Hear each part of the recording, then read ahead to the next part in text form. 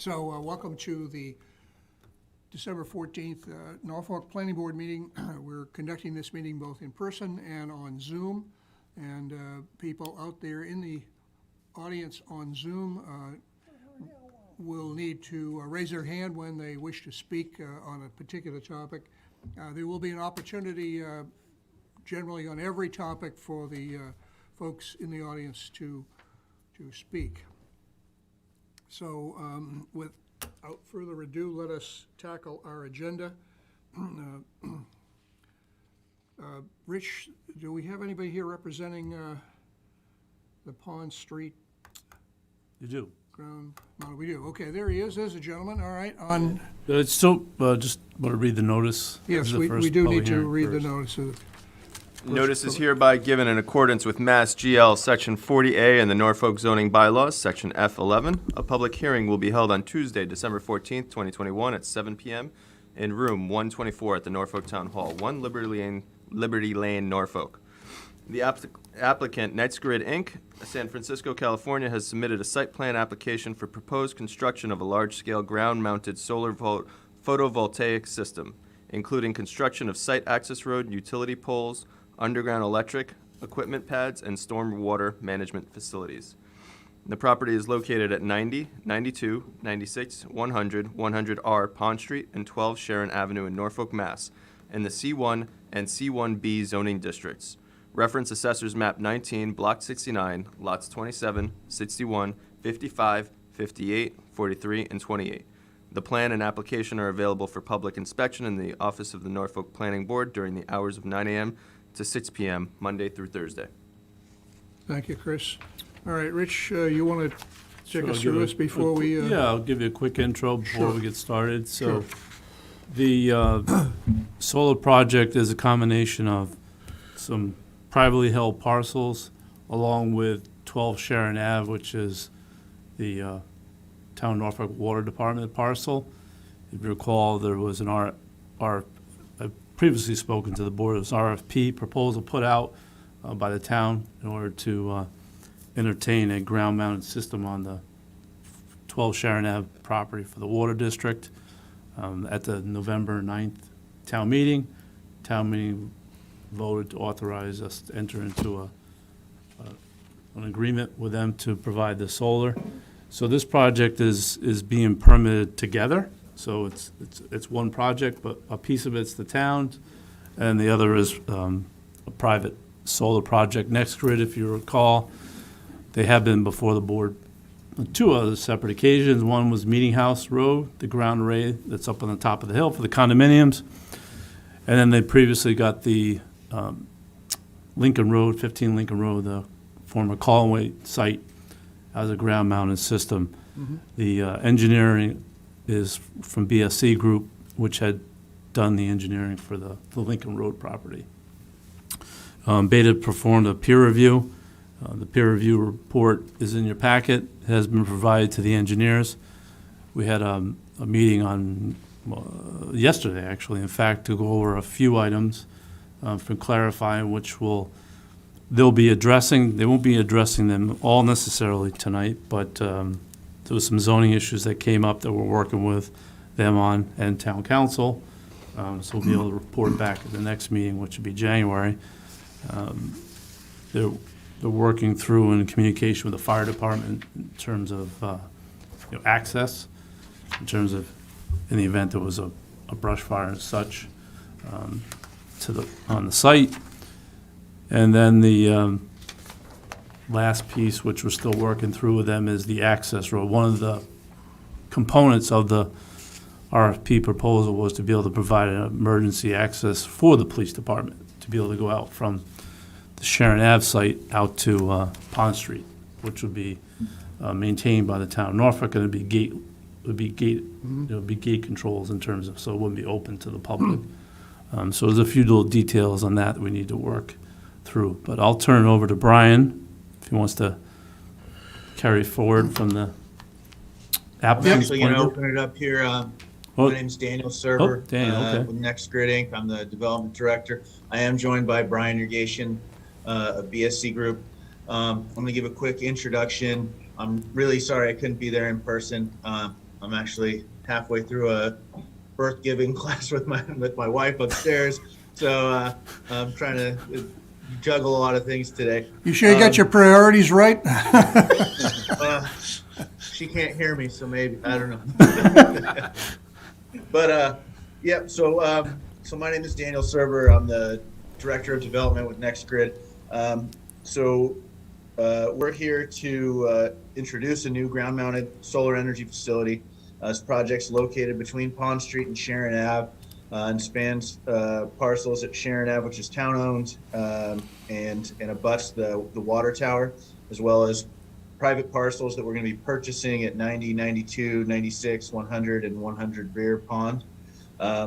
As Rich mentioned, these parcels are C1 and C1B zone district. These parcels some of them contain shortwave radio towers that I'm sure you guys have seen in town. Those are going to remain. We're going to build around them.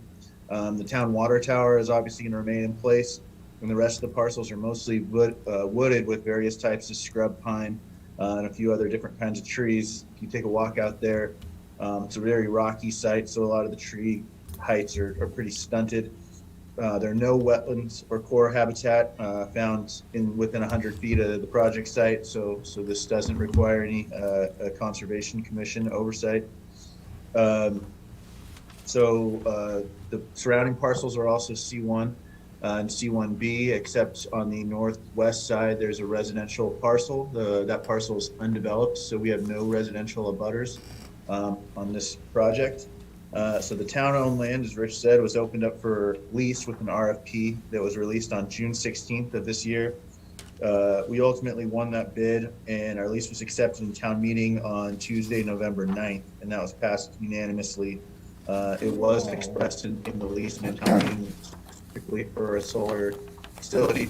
So this was unanimously approved by the residents that really showed up to town meeting.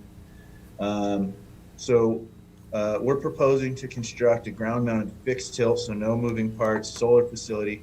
It'll have central inverters and battery storage. The site will utilize a 7-foot chain link fence with 6-inch wildlife buffer or wildlife gap to help local or the fauna to be able to traverse the site.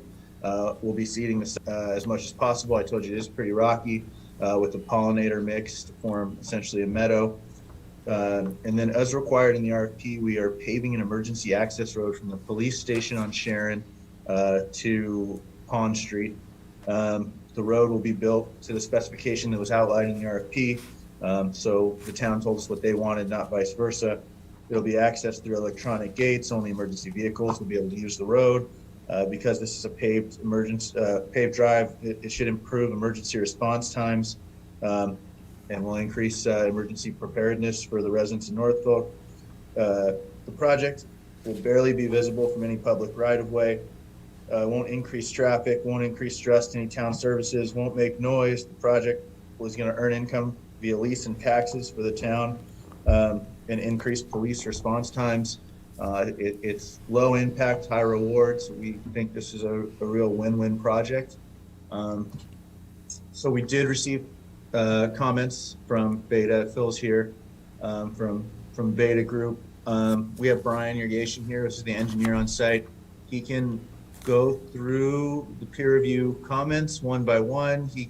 We can go to Phil and see which ones he thinks are most pressing, or we can just open it up to the board for questions.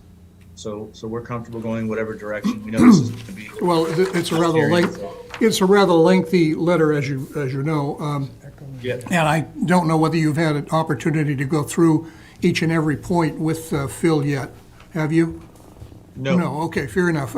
So as you read it, is there any issue that Phil has raised that you find contentious? No, we found all Phil's comments to be just fine. Okay, fair enough, all right. The only issue that we found a bit contentious is directly with comments from the fire department that we want to address directly with fire. And we think we have a good solution, but I don't think there's a representative from the fire department on, so I don't want to go too deep into that. Okay, fair enough. One of the things I saw on the drawing that we received in between meetings here was how the solar panels butt up against Route 115. And it looked like there was a need for a screening there of some type of trees. Have you seen that drawing and responded to that comment? Yeah, so we are preparing a line of sight plan. Brian and his team are preparing one so you can see what the view would actually be like from Pond Street. If you go out to Pond and then you look when the panels actually start, the grade is actually quite a bit higher than the road. I think Brian, he says about 40 feet that we have to go uphill to get to where the panels start. I don't know if that was a off the cuff height or that was a measured height, but it's quite a bit higher, so we don't think there's going to be visual impact. That being said, we don't ever mind planting screening trees. So if you think there's going to be visual impact, we can certainly plant arborvitaes or some shrubs that they're going to block the view of those panels. Well, if there's a 40-foot height difference, they better be tall plants. Well, yeah, we can put them up on the ridge, hopefully, or go ahead, Brian. Yeah, good evening. For the record, my name is Brian Yurgation. I'm a professional engineer with BSC Group, and I am representing NextGrid in the application that's before you. The height ranges as you traverse Pond Street. It varies because the ground is sloping. But to Daniel's larger point, and you can do this for yourself as well, but if you're on, if you use Google Earth, you can in the street view, you can see there's really only 2 locations where there's potential visual impact. One of them is an existing clearing already. It's a large gravel area that used to contain a building some time ago. And then there's one other area and it's actually the access point if you were heading up to maintain the towers. And it's nice because if you see it from there, you won't be able to see anything because of the tree buffer that's there. But I think it gives you perspective if you were to look on Google Earth. And if you want, I could share my screen to show you, but the visual impact is pretty minor. And as Daniel said, we will prepare a line of sight drawing to maybe help people understand. But yeah, I agree. I do not think it's going to be Sorry, severe. Brian. We'll give you a co-host so you can share the screen and show everyone. Brian, is this 25-acre site all going to be used for the solar array? No, it wouldn't. There's no other use that would be proposed, but there's a substantial amount of land that would not be altered, that would remain in its current state. Is the parcel wooded? Yes, it is. So you're going to be clear cutting that? A good portion of that property would be clear cut. That's correct. And how There far would also be, as I mentioned, specifically on the northwestern border, there's going to be a 100-foot buffer between the property line and the chain link fence. What I was getting at, is it wooded? How far setback are the solar panels from the street? From the street, they're approximately 100 feet. Is there any chance you can leave some of that 100-foot area wooded? Absolutely. A good portion of that is going to remain wooded. And if I have the controls, I can kind of show you to give you, there's some existing stone walls out there, which are probably a good reference point. You can see them on the plan. You can see them when driving down the street. Let me see if I can. Made you a co-host. You should be able to screen share, Brian.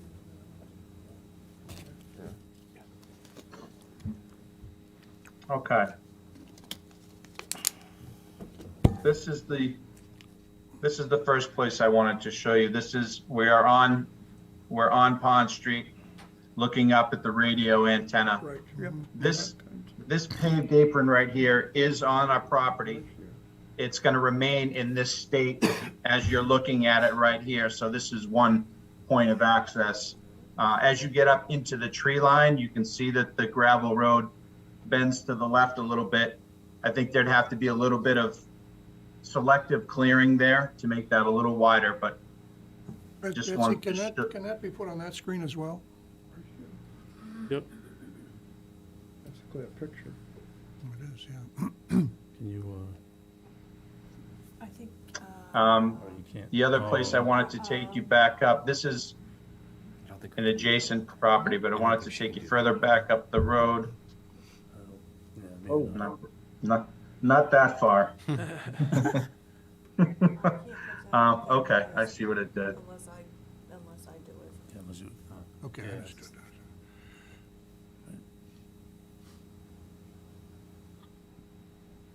Okay. All right. Hopefully everybody at the screen is caught up with people. This existing apron that's right here, see if I can get you a little bit better.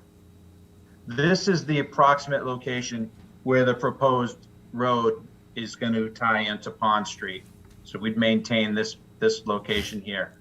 What I'm suggesting to you is this open field that you see here. This is where a building once stood. You're definitely going to see the solar panels that are in this area, because in this area they're about 70 to 100 feet set back from the. I think it's from the. I might be 100 feet from the edge of pavement, 70 feet from the right of way. So you will see the panels in this area right here. But once you get a little bit further up the hill, you're not going to see them. Well, that would be an area that would lend itself to some screening. Sure would. Let me just take you up the road. One more spot, point of reference that I'm sure if I can get there. Okay. So I'm sure everybody's familiar with this Yep. property is right here. And then if you'll note that there is a stone wall that starts right here, and it continues along down the property. And you can see how densely wooded it is in the stretch there. If we go back and if you were to look at the plans, you would see that the panels in this area you're not going to see because of that wooded buffer right in there. That's what you. So I just kind of wanted to show that to you, that you're not going to see the panels at all, in my opinion, until you get to that cleared, to that clearing that's a little further down the road. So that's all I wanted to show you with this. Okay, And happy to answer any other questions. sure. Questions from the board? No, I'm just on the, where this is gonna be fronting on a street, if there's a plan to leave all of the natural wooded area as it is, that would be super, if it doesn't affect the sunlight. And in the pot, as you said, Walter, that's cleared and open. If he has some type of a combination of plantings and fencing or something, that would be a help too. Yeah. Yeah, we are in a lucky position where the Pond Street is essentially north of the site and not south. So we're not going to be casting shadows on the solar panels, so we can leave essentially as many trees as possible right up until the edge of the solar facility. You could put a no-cut line on your plan then showing all the area that's not gonna be touched. Okay, easy enough. All right. How big is the battery storage and what is that utilized for? The battery storage unit, it's in essentially the size of a railroad car. And the capacity is 2 megawatts. And it's used so we can, essentially we're oversizing the DC capacity. That DC is getting stored in a battery storage container. And then when we have nights that are, especially ones that are especially cold or especially hot, and the grid is hitting points where it needs extra power, then the batteries can be discharged. And the EverSource will actually be in control of the discharge of the battery. So, does that make sense? Yep, thank you, yeah. Chris, Gary, anything that you want to ask? Okay. Is Phil still on? I'm here, yes. Phil, anything in your peer review letter that you want to emphasize that isn't obvious or easily understood? No, I think they're, it's pretty self-explanatory, and, I recommend, what we typically do is have a tech meeting, just to make sure we're all on the same page. Yeah, That's helpful. Yeah. okay. I do think the clearing is one of the issues, and you guys have already talked about it a little bit. Yeah. So we want some clarity on that, but the other things, are just to clean up, based on your regulations, the requirements or stormwater, kind of some housekeeping things, and then, just some additional information, so. All right, thank you, Phil. Anyone in the audience have a question or care to make a comment? Either online or in present. No, don't see any. Is there waivers on this plan, Walter? I'm looking for them. Yeah, I don't know. That's a good question. Are you asking for waivers in your application? Ryan, Anything? you're on mute. No, we are not asking for any waivers. Wrong project. Wrong packet? No, yep, wrong packet. No waivers. No, there No wasn't any. waivers, okay, yep, There wasn't any. okay. All right, we don't have any more questions. Rich, do you have anything else? No, I don't. There are, like we had mentioned earlier, a few things we need to touch Yeah. on before the next meeting. Yep, Which they'll be working on, and then I think we'll be in pretty good order for January. Whatever January is. January 11th? Yeah. January. are you anticipating a, one more meeting before we write a decision? I'm anticipating hopefully it be in order to maybe have it closed and have a pre-draft decision for the January meeting. Okay, You know, Yep. I'd like to see the plan showing the no-cut lines and the background and the detail on the buffering of the open areas. Mhm. I think, Daniel, probably what we might do is similar to what we did on Meeting House. We had that condition where after construction, we do a visual. If you recall, on Meeting House, where in terms of the buffering, screening, Yep. we we have another Yeah, plan, but then we no problem at all. do a field visit afterwards to see if we need to have some supplemental plantings too, Okay. Yep. just to make sure. Makes sense. all right. Thank you very much, fellows, and look forward to having the work done between meetings and seeing you again on January 11th. So we just need a All right, looking forward to it. motion to Thank- continue. Yeah, Thank we you need a very much. motion- We need a motion here in the planning board to continue the public hearing until January 11th at 7 p.m.? 7 PM. So moved. Second. All in favor, say aye. Aye. See you on January 11th. And congrats, Daniel. Good night. Good luck. Thank you. Welcome. All right, next item on our agenda is 228 Denham Street, site plan special permit and stormwater management permit. This is a continuation of a public hearing, is that not right? Yeah, we finally, Right? yeah, oh, yes, Yeah, yes it is. right. I'm trying to think. I think the public hearing was first advertised in June? Yeah, we've had the Yeah. continuation after Yeah. It's taken continuation. a little bit of time, but I think I'm happy You at have least. Rick. We have Rick with this evening represent Mr. Gentile's 228 Dedham. I think Good evening. we'll let him take the floor. All right, that's fine. Go ahead, Rick.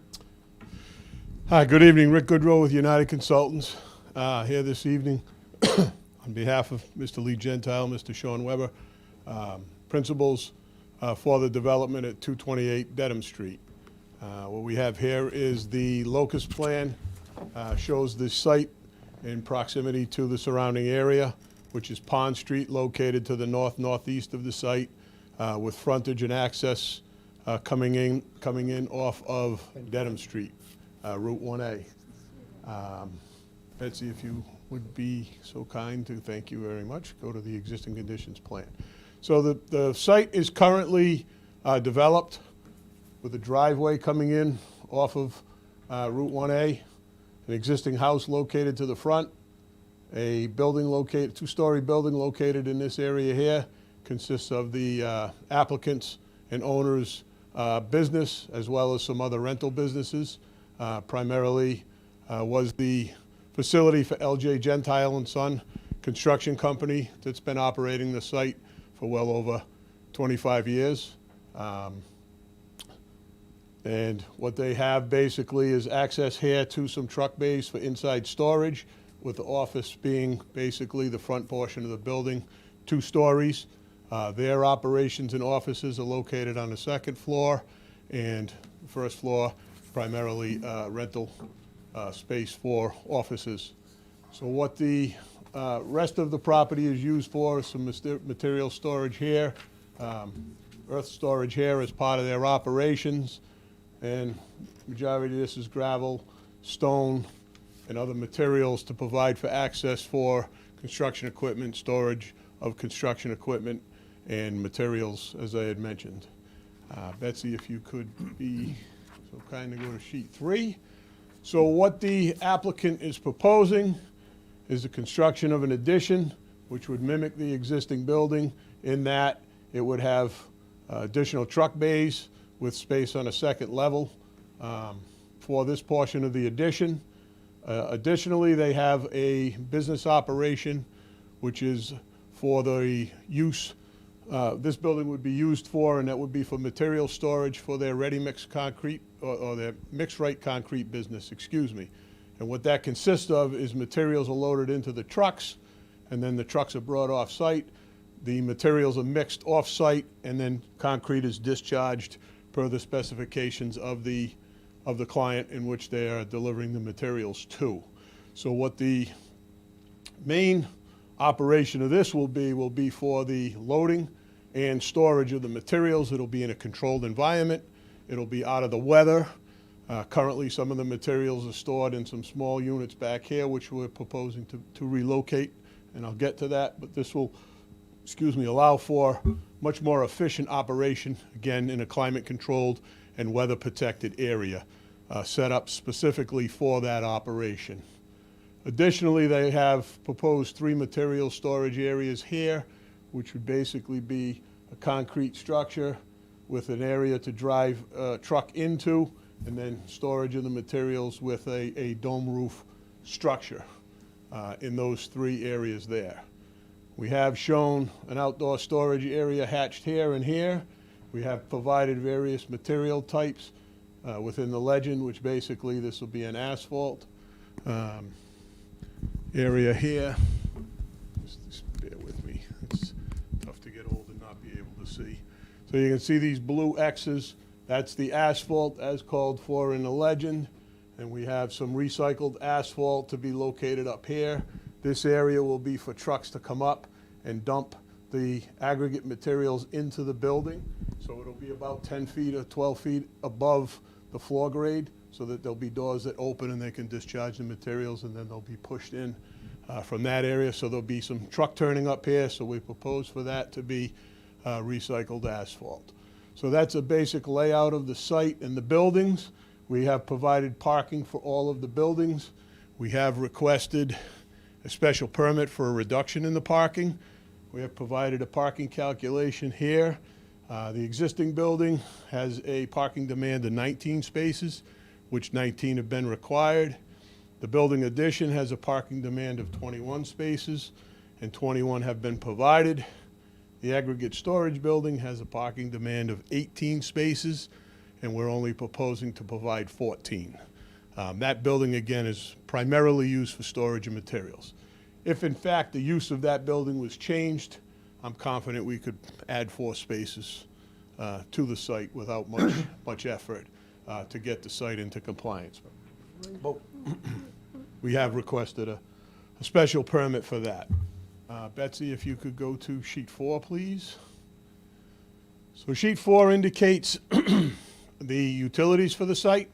Currently, there's a Couple of catch basins located here with a drain manhole, another drain manhole here, 2 catch basins here and 1 here. That all exists.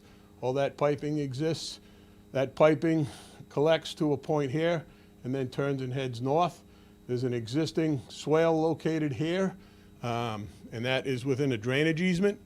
It's my understanding through some studies that this drainage easement and some drainage lines were installed when Sharon Ave was constructed, and the drainage easements were granted or given to the town of Norfolk for the purposes of the stormwater system for Sharon Ave that flows through all these properties and ultimately discharges on the applicant's site, then flows overland, and then gets captured again in the 115 drainage system.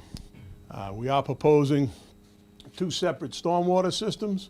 The largest system is an underground system, and it's connected to some additional catch basins, manholes, and water quality units that we're proposing. It provides infiltration, and then ultimately, in the largest storm events, there's a small discharge. A rip-wrap apron for energy dissipation has been provided prior to that overland flow being directed to the existing swale.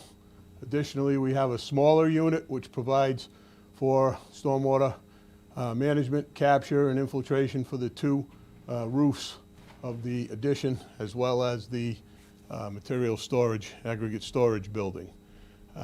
We have provided for a water main connection to this building. There's an existing water service and utilities servicing that building. We have proposed an industrial wastewater holding tank. That will be permitted through the Board of Health, as is required. Septic system exists, and we will go through that again with the Board of Health at the time of moving forward with the project.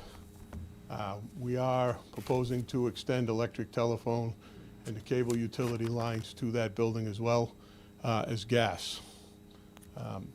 Excuse me, Betsy, if you could please shift to the next.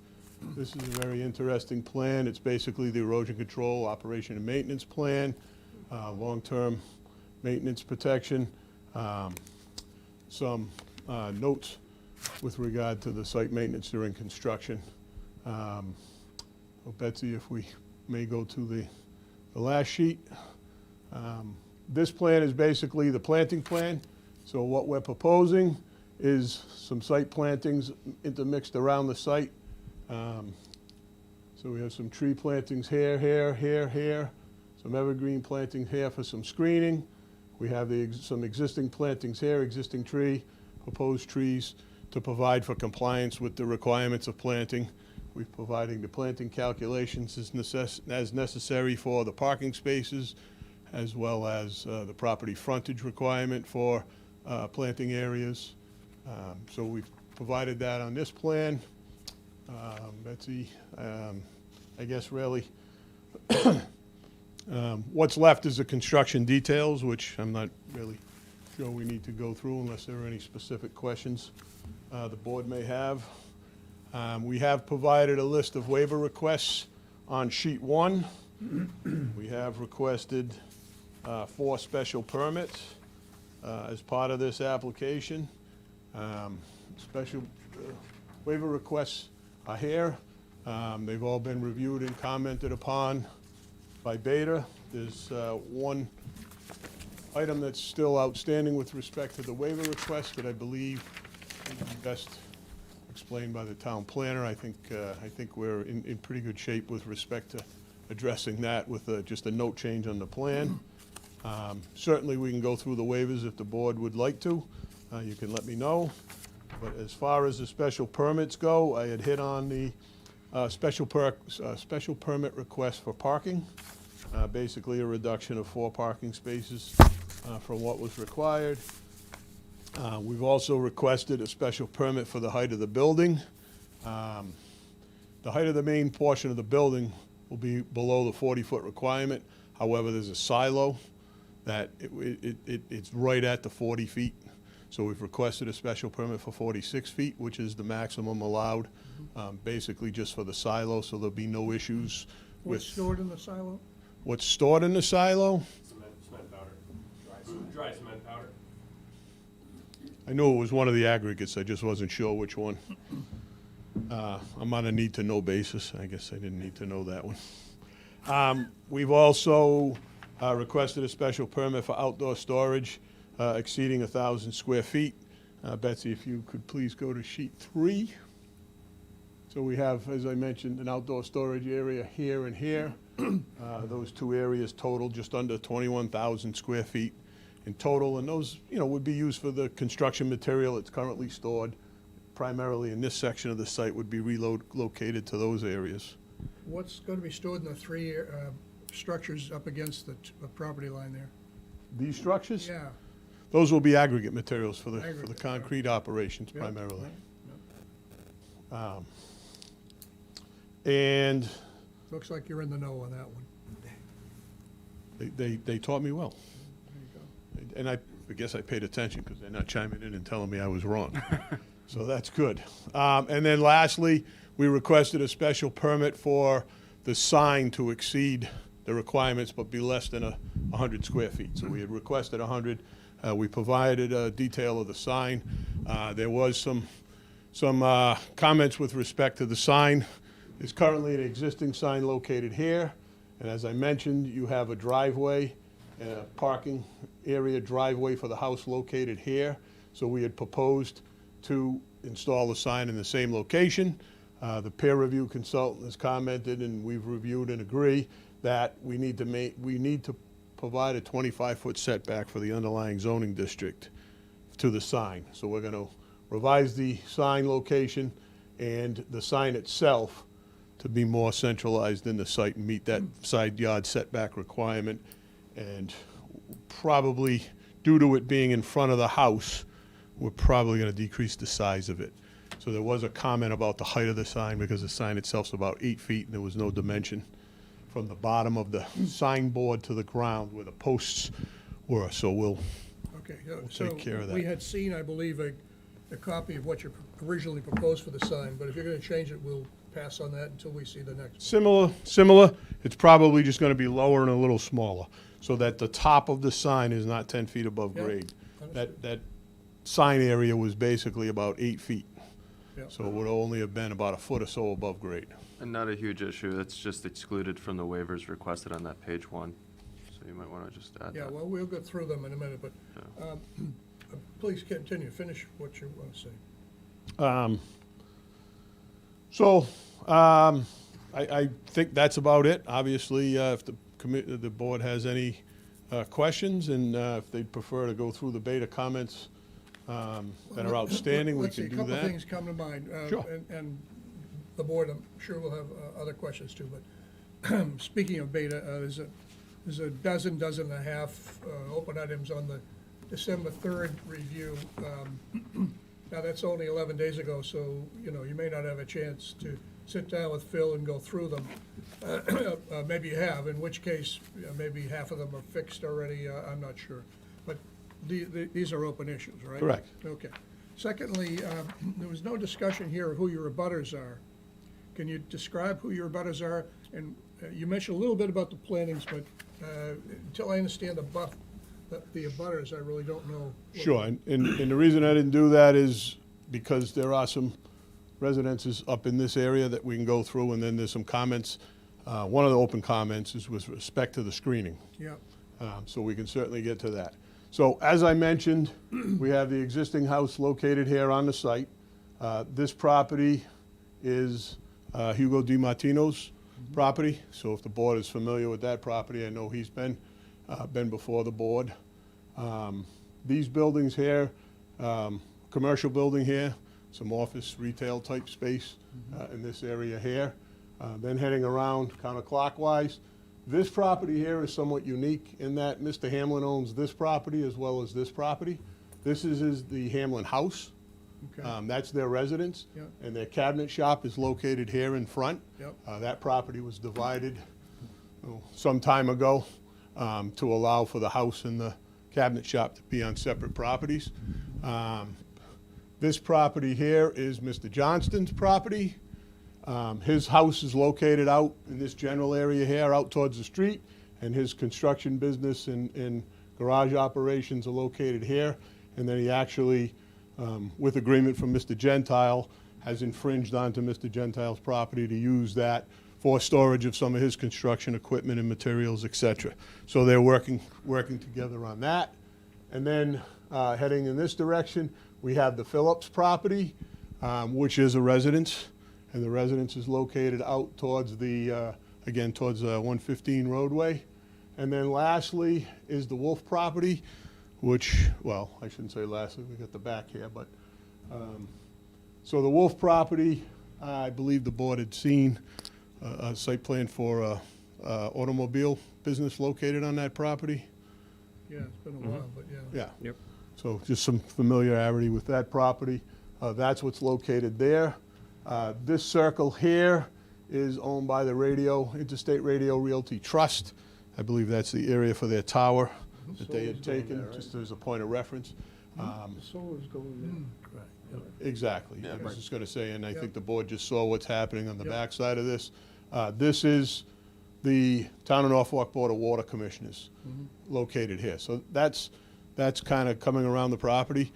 We can certainly jump to some of the supplemental documents that we provided to the board were with respect to screening.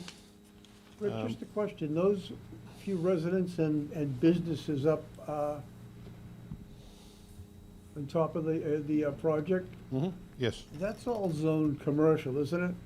yes. So those residents that are there, because I know a couple came available for sale a few years ago, those are all a commercial zone. That's correct. So this is the C1 on-highway zoning district from here to 115, and then this is off-highway here. Okay, So that zoning district line runs here, on-highway, off-highway, but so you're not abutting a residential area. that's correct. Okay, thank you. That's correct, thank you. So we're, We'll open up the supplemental document, which has the photographs for viewing.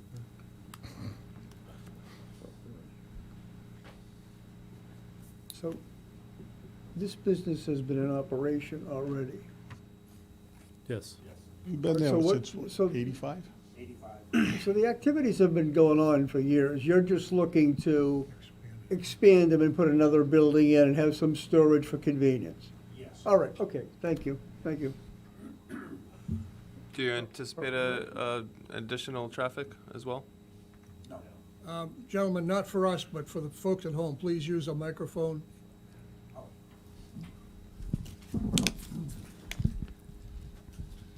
We All the did, little green lights on, you're working good, okay. mine's red, can everyone hear me? Is it really? He's, I hit it, and it went off. As long as you have a light, I believe.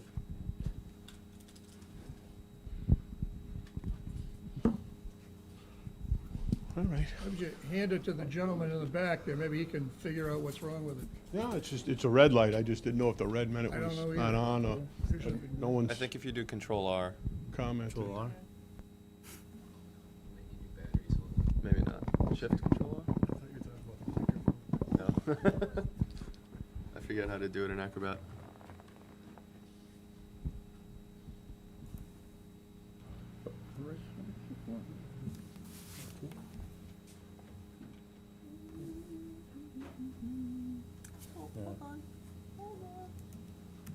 It's a good picture.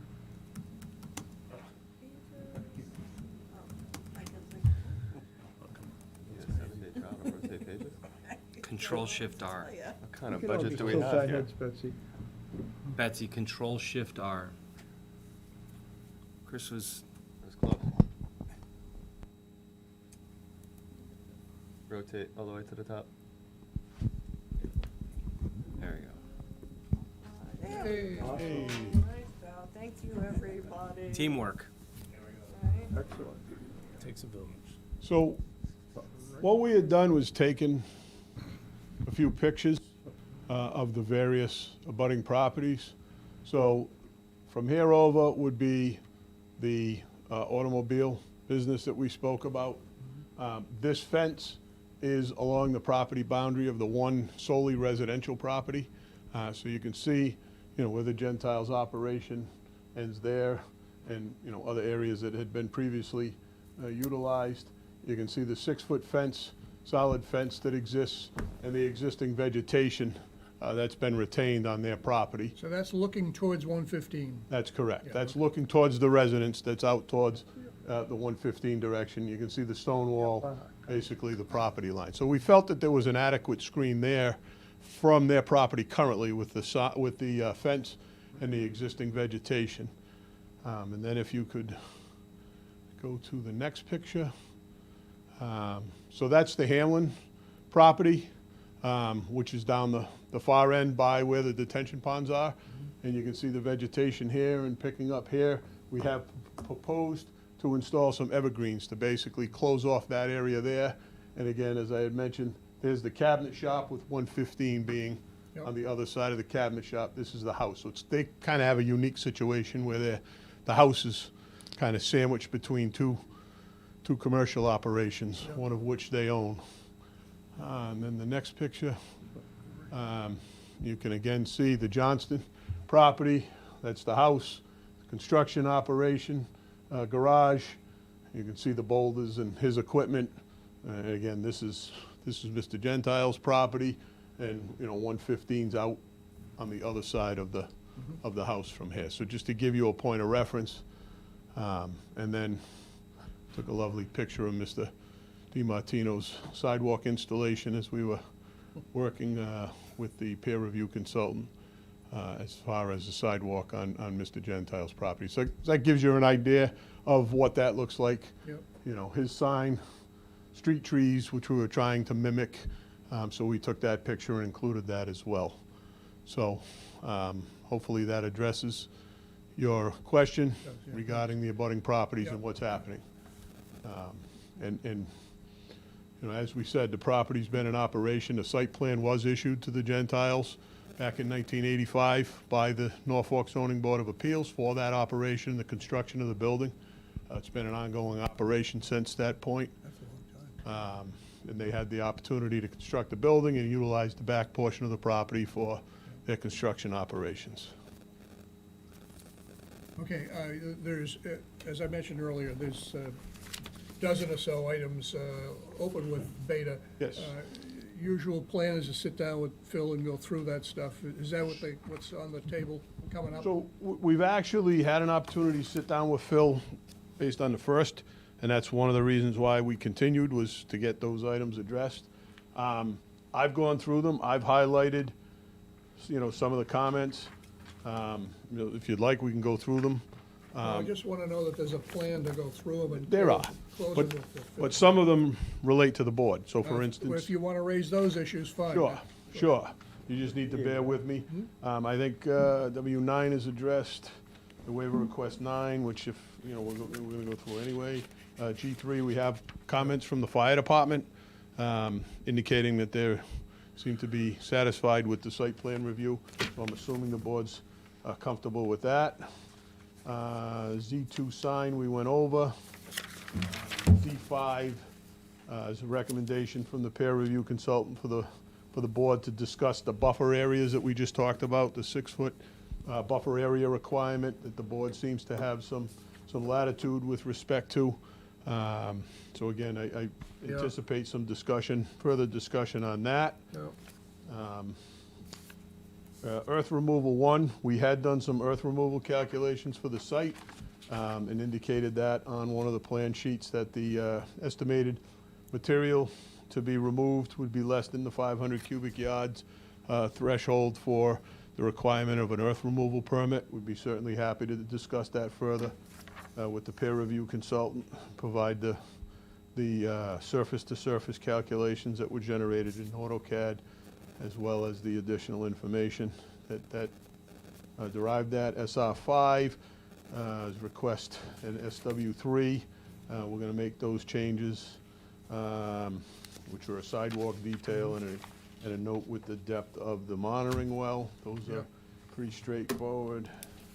SW13 recommends a condition be included to this, which we were amenable to. Basically, the request was that there be a condition that the town or their agent do an inspection of the soils when the excavation of the underground infiltration systems are completed. I would anticipate that's covered in the Form K, but we're certainly amenable to that as a condition. Yep. Again, I just wanted to point that out because I believe that's a board issue for discussion. SW 16, I believe, is a condition as well. And again, you know, we're amenable to that condition. SW 21B. 15, what about 15? What's 15? SW 15. That's the one you just said they were amenable you- to. I thought it was Yeah. 16, you said, excuse me, I missed Oh, it. did I jump 15? Okay. Yeah. Yeah, so SW 15, let me see. here. BMP. Oh, yes. So,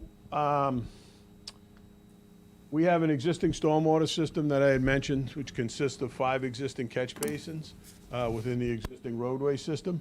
We had proposed some improvements to that system, which consisted of having the catch basins cleaned, sumps added, hoods added to those so that they would then become deep sump-toted catch basins with TSS removal and storage. And then we had provided for some improvements to the swale that we had seen was in need of being completed when we were on the site. So that's what we had proposed for some stormwater improvements to the existing stormwater system, as we're not really proposing any work in the area of the existing stormwater system. So the peer review consultant has requested that we look at installing a water quality unit. There's concerns with that, installing a water quality unit within the existing driveway.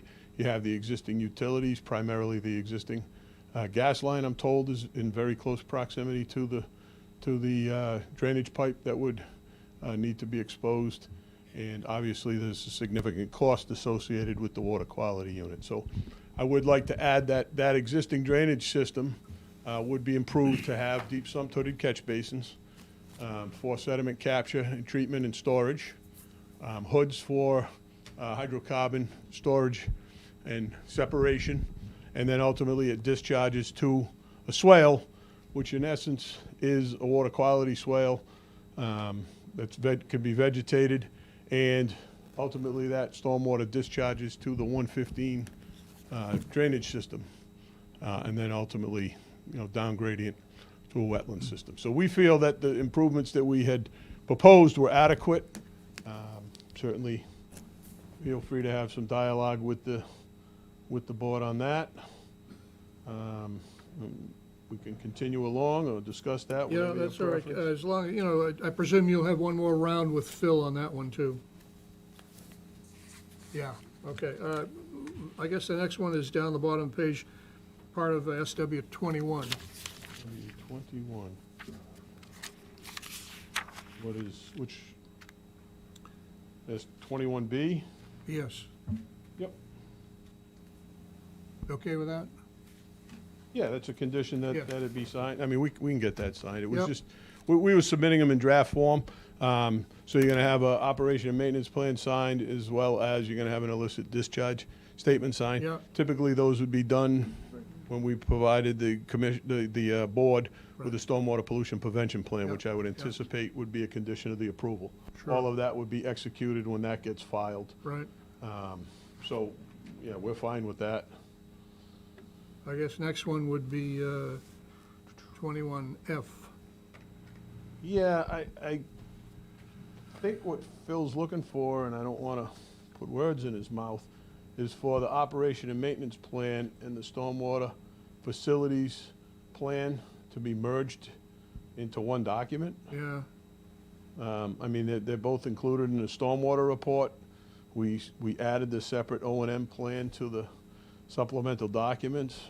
You know, whatever he's looking for, we'll take care of. Okay, If he fair wants enough, it yep. combined, yep, that's fine. It's either, they're provided, it's just a question of putting them together. all right, And then I think SW 23, yeah, and again, that's the illicit discharge statement be signed, which Yep. again, we provide right, at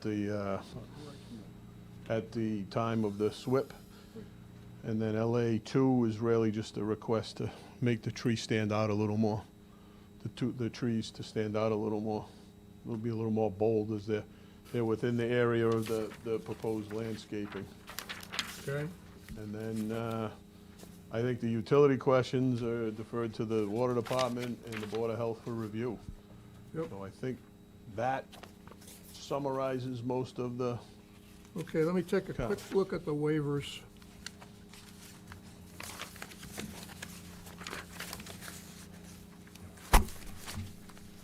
W2, no submittal of traffic study. For the gentlemen who own and operate the business, how much increased volume of business are you anticipating through the addition of the capacity that you're adding? I would say not very much. We might have a couple rental units in there in the garage, but we don't anticipate anything, high traffic coming in. Mostly just, small shop, guy doing, landscape business or something like that, parking his trucks in the garage. Well, I mean, you're mixing concrete, right? And We are mixing concrete. We are not adding any trucks at this time to, we have 4 currently. Okay. And we don't have any plans in the near future to add more trucks. If the work becomes available, we might be able to add one, but, just, All right, we're not talking, large-scale concrete business. yeah. You're not gonna, Our Lee Gentile, our operation that we have now is basically not, what we're doing here is not going to increase anything, except it's making it more convenient for our aggregate to be stored in a controlled environment. It's more for that to make it a better product for our customer, as opposed to, it's not, let's put it this way, we're never going to be a Tresca Brothers. We're just a small that's what I was operation. just gonna say, you won't be Tresca. No, right. no, Yeah, I'm all okay. set. I've Thank actually you. used Mr. Gentile's service, and it's quite different than, for the people that need 1 yard of concrete, Tresca Brothers will deliver you and charge you for a minimum of 5. Yeah, And Mr. Gentile's business is the one that'll deliver the 1 yard of concrete for all the small, a lot of homeowners' jobs, Yeah. actually. yeah. Okay,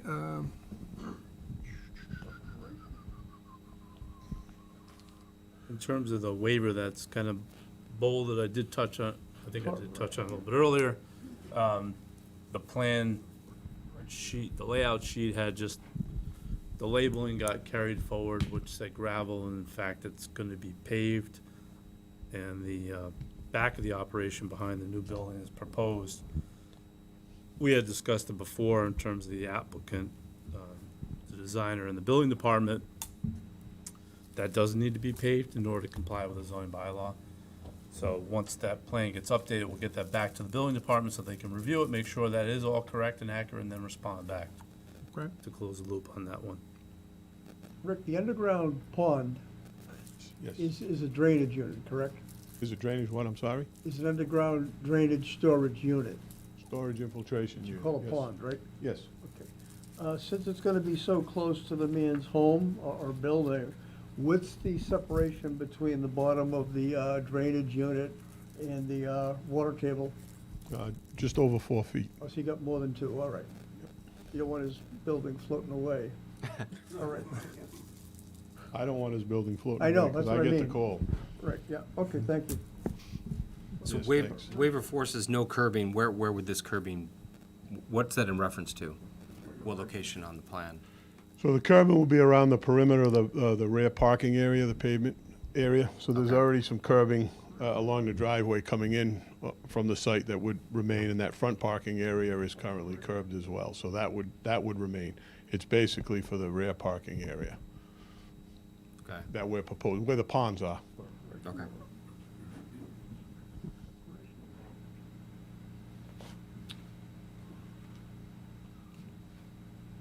Just a curiosity question here, why is it difficult to tie into the state, town, county, or state bound? What makes that so difficult? It's not,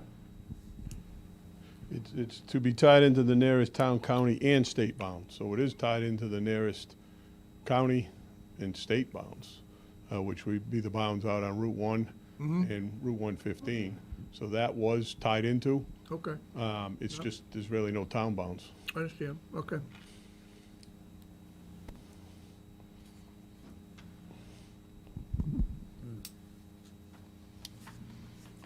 Rich, you have any points that you want to make?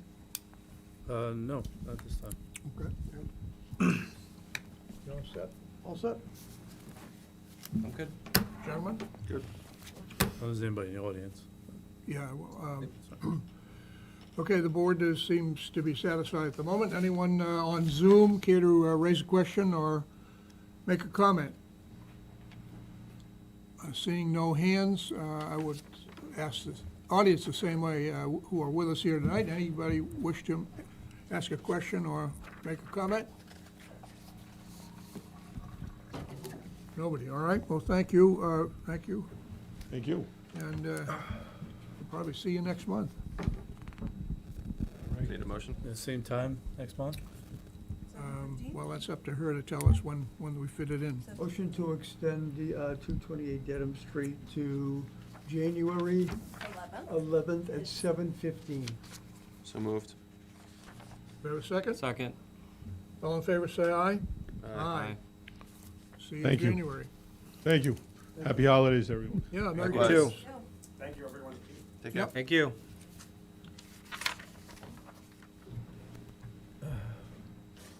So where are we now? Let's see. Town council. Town council. Town council, right. Now, they were in the building, you said, right? Oh, these gentlemen, okay. They are here, all right. So what we can do is merge two things together, a little bit of both, right? So meet and greet, town council, and also just kind of touch upon potential zoning stuff for articles for the spring of All right. Yep. Okay. two. Do we have any? There's some things in the hopper, so to speak, for consideration, Oh, yeah. But, it's the first you heard of it? No, you gave me that. I thought it was on the shared drive. it was, yeah. It was. Was it? Unfortunately, I can't access that, so. Yeah, we'll have to- Well, I'll go over that for you, but first you meet Can help these you two with that. gentlemen, and then, I met them at the Selectmen's indirectly. How are you guys? Fine, thanks. How are you? Nice to see you. So, Mr. Chair, members of the board, Tom Harrington and Chris Heap, we are part of your town council team. We work at the firm Miaris and Harrington. We're located in Wellesley, about 30 minutes away. I'll just give you the kind of the 30-second elevator pitch. So we represent 9 towns. So municipal law is essentially what we do all day, every day. And we were very excited to have the opportunity to apply in Norfolk, and we were lucky enough to be appointed. So we're happy to be here. We're taking the opportunity to go around and visit with every board, just to do a quick introduction. And in this case, I think Rich has some substantive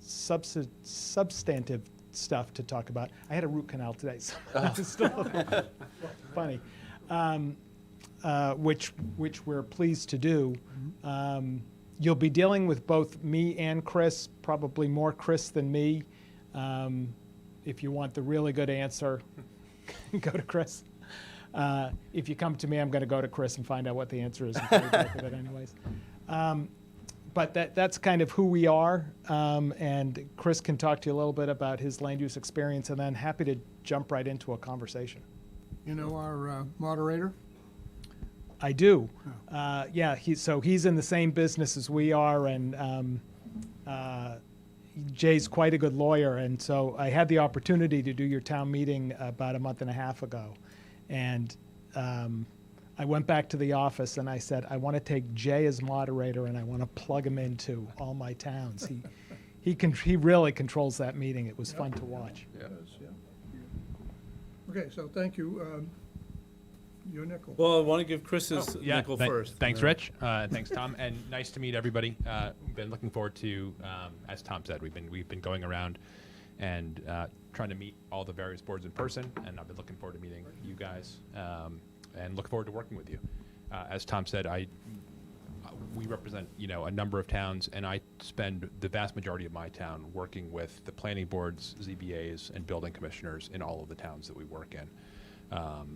So, during the day, talking to Rich, answering questions by email, and always happy to come out and, be with you guys in any kind of public hearing that's either controversial or presents an interesting or, tricky issue.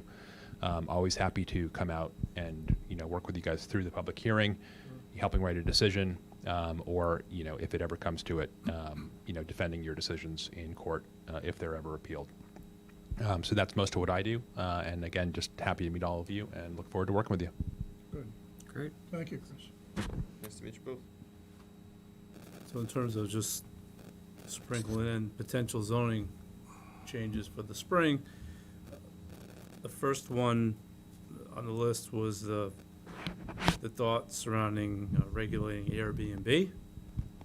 We currently don't have anything in regards to Airbnb regulations. So in terms of under our existing zoning, someone could rent their house through Airbnb, which is really just more the modern version of the way to rent somebody's house. Somebody can rent the house as they did in the old days. It's just we don't have anything in place. So it's more of a discussion point whether we should give consideration to it. Some towns do it.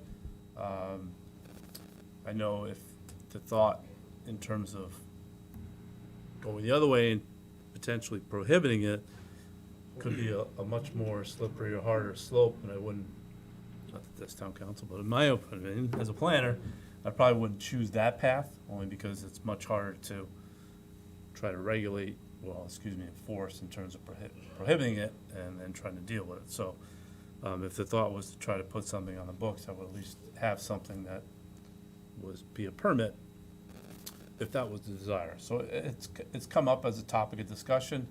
Whether it warrants going further, I open it up, and at least tonight. Any towns that you know of have this regulation?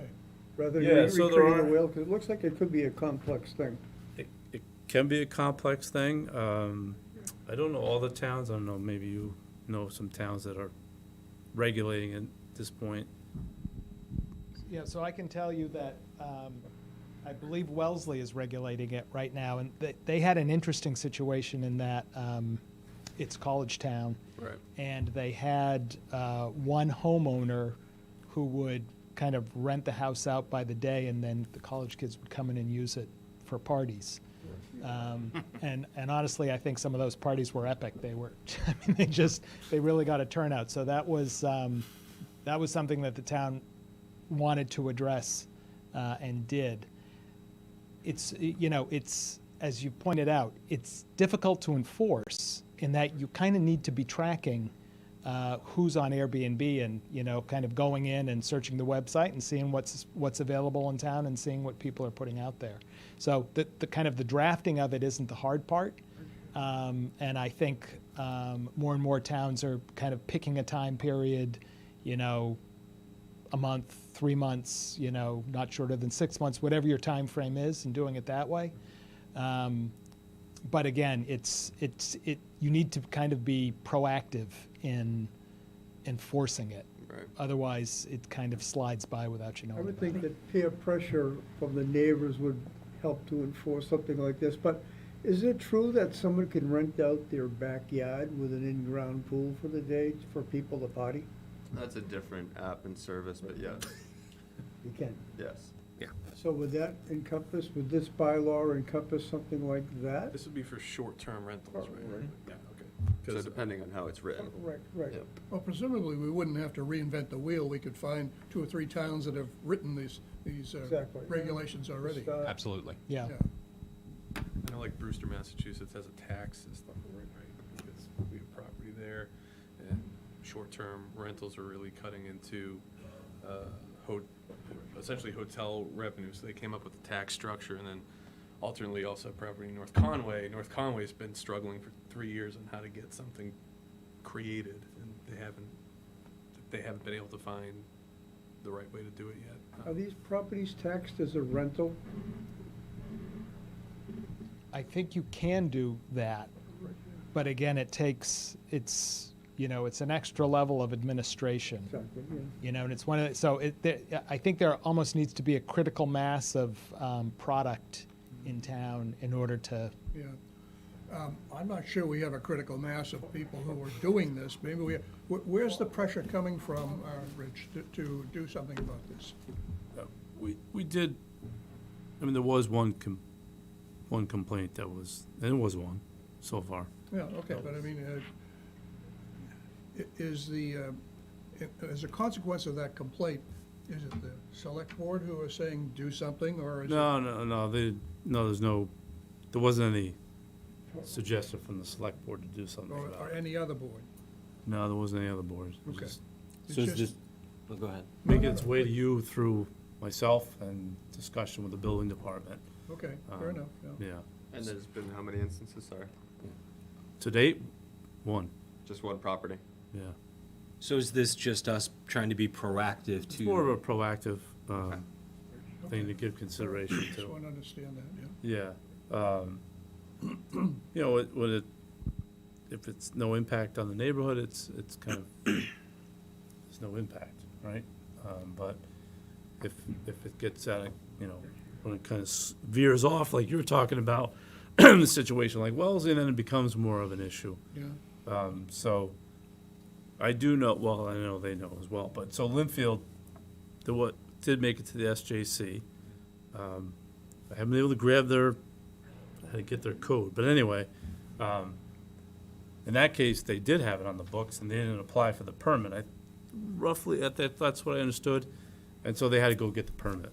So it was on the book, they didn't do it, so, but, it's not, you know, it's not ringing the alarm bell, it's just more of something to put out there and Okay, just fair see. enough, yeah. What would the benefit be for us, either from a revenue perspective or protection perspective? Like, what would the real drive for effort on our part be? Huh. That's a good question. Revenue, I'm not sure Like, if we necessarily. did a permitting process, obviously there would be Yeah, fees there would be involved. fees involved. And I think also just in terms of enforcement, in terms of like the problem property, which you guys don't currently have, but could potentially pop up at some point, it's easier to enforce against it if you've got a prohibition or permitting scheme on the books already than without one. Yeah, I mean, the only instance I can think of is if we hosted a Super Bowl or something. Like, this would be a town that would be prime location for Airbnbs to prop up Yes. for something Yes. like that, which could cause some issues, but that would be a week's worth of issues to deal with. Right, right. I don't anticipate, you know, we'd see that outside of that. It's becoming a tourist town, you know. They want to see our roundabouts. Yeah. It's, yeah. No, you're right. I mean, we're not necessarily one of those I don't think communities it that, hurts just to look at someone else's regulations. I mean, No, exactly. absolutely, it's Exactly. worth it. yeah. I could at least getting put into something, we can get something to you to take a look at and give it some thought. Yep. Right? Yeah. And it doesn't necessarily, it may mean, so this list, although it says, May of '22, it could also be the fall of '22 as well. Yeah. Because I'm gonna talk about a couple of items that, Yep. which I feel probably is a good segue to move to the next item. So Sure. we can bring you back some examples. Which I did hear from the Department of Conservation and Recreation, so in terms of updating the floodplain map bylaw, which I mentioned, the FEMA maps are being delayed for Norfolk County, the community, so I've heard from them that we can push that out a little bit. So in terms of going back to amend the bylaw, we don't need to do it to 23. Oh, wow. All right, so that's, yeah, it's We already voted and approved. we did I'll call them meats and potatoes, but the actual map amendments, they're not ready yet. Got it. So that was the second piece that we would have to work Right. on. So I know I skipped around. I went, Yeah. in terms of, and I'll go back to number 2 on the list. In terms of the bylaw parking, so this is in particular about surface for parking. So as it exists today within Section F of the bylaw when it comes to parking, for a municipal conservation, you know, outdoor recreation, so forth, you can have a non-paved surface. But if it's another organization, so for example, Mass Audubon, they don't fall under this provision. So in terms of their parking, it needs to be paved. And it actually has come up with them in particular, if you recall. So the Bristol Pond Estates subdivision, which is on Marshall Street, abuts, then they have property that the Mass Audubon. So if you go from North Street, they're working on doing trails between North Street all the way out to Marshall Street. So they would like to put in some parking on the Marshall Street side, but they don't want to pave it, as a surface treatment. And then I had a meeting with at least one of the neighbors as well within the development, and likewise, they didn't want to see it paved. So the thought being that we would allow within the provision, which is special permit through the planning board, add other organizations that are environmentally slanted. The other one, the Norfolk airport property, which is, was purchased by a bunch of benevolent landowners to keep it as a natural state. They have trails there. They would like to they're working towards becoming more of a nature center that eventually probably would end up working towards even a 501c3, so a nonprofit nature center. So we've been in discussions with them as well. Similarly, like to put some parking in for people to be able to, they walk their dogs out there. There's a bunch of trails. So the thought is to amend the bylaw of the parking to give you the tool to be able to do that when it makes sense. Yeah. So that's a short-term piece of it. And then kind of the bigger picture on the parking, it might be worthwhile to give you some flexibility. Because right now you have standards, I'll call them, in the zoning bylaw, but you don't have any really latitude when it comes to designing sites. This one is definitely in forefront. Maybe we're not touching all of them, but at least this one I think would be nice to consider for the spring. Yeah, that makes sense. To be able to do that. And then I'll jump over to so I talked about,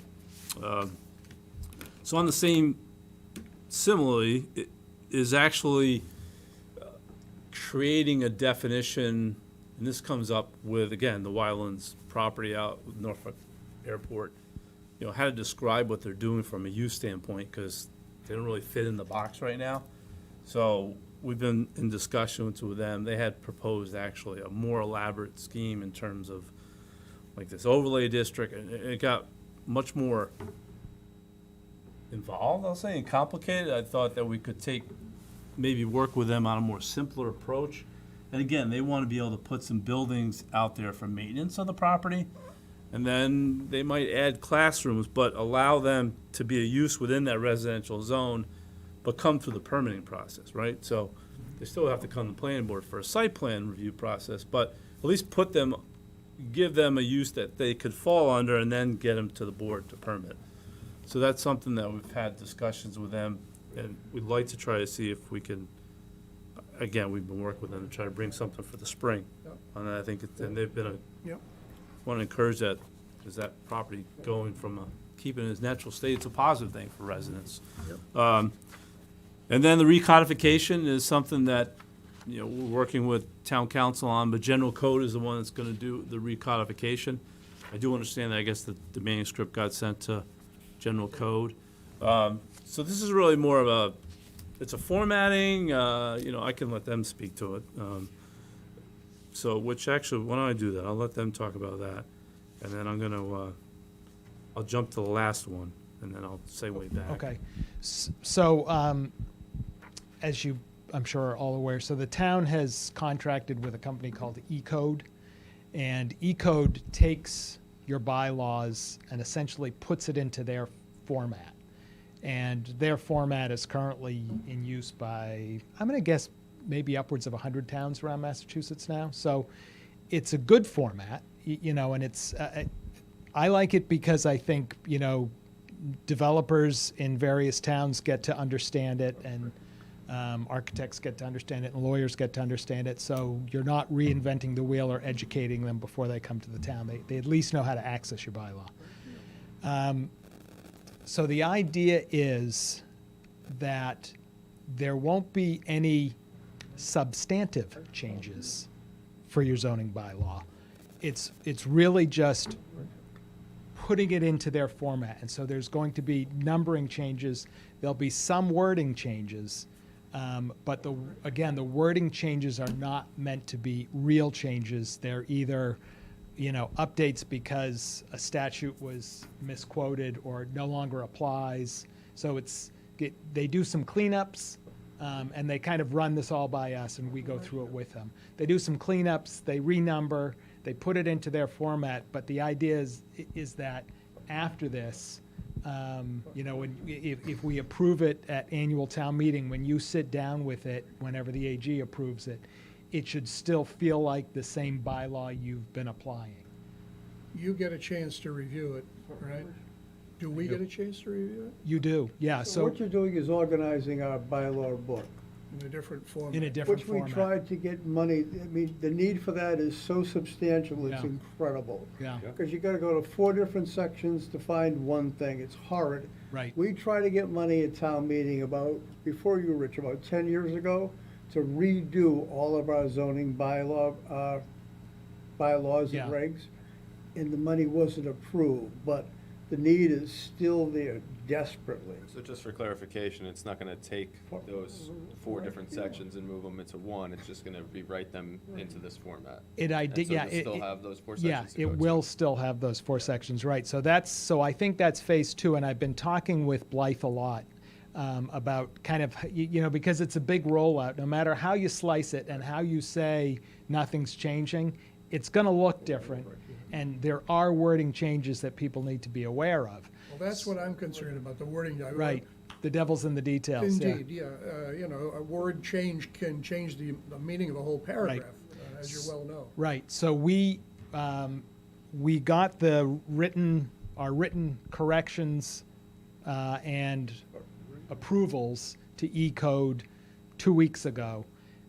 They're going to have back to us what they would call the manuscript, which is kind of one version short of what we're going to show to town meeting. We expect that by the middle of February. And it's my suggestion and Blythe's suggestion that we then immediately have kind of all board town, however you want to phrase it, meeting where we can walk through zoning changes on the one hand and general bylaw changes on the other, just so everyone's got to see kind of what's going on here. Yeah. And that's where you can raise flags and say, Yeah. nope, I see it's a small change, I don't want any change, let's go back. Yeah. And we can then incorporate kind of that round of changes that we get through public comment for the motion document at town meeting. Okay, understood. So the motion document at town meeting, is it gonna be like line by line, item by item? I mean, it's gonna be lengthy, right? So no kidding, 300-page red line document. Okay. Right.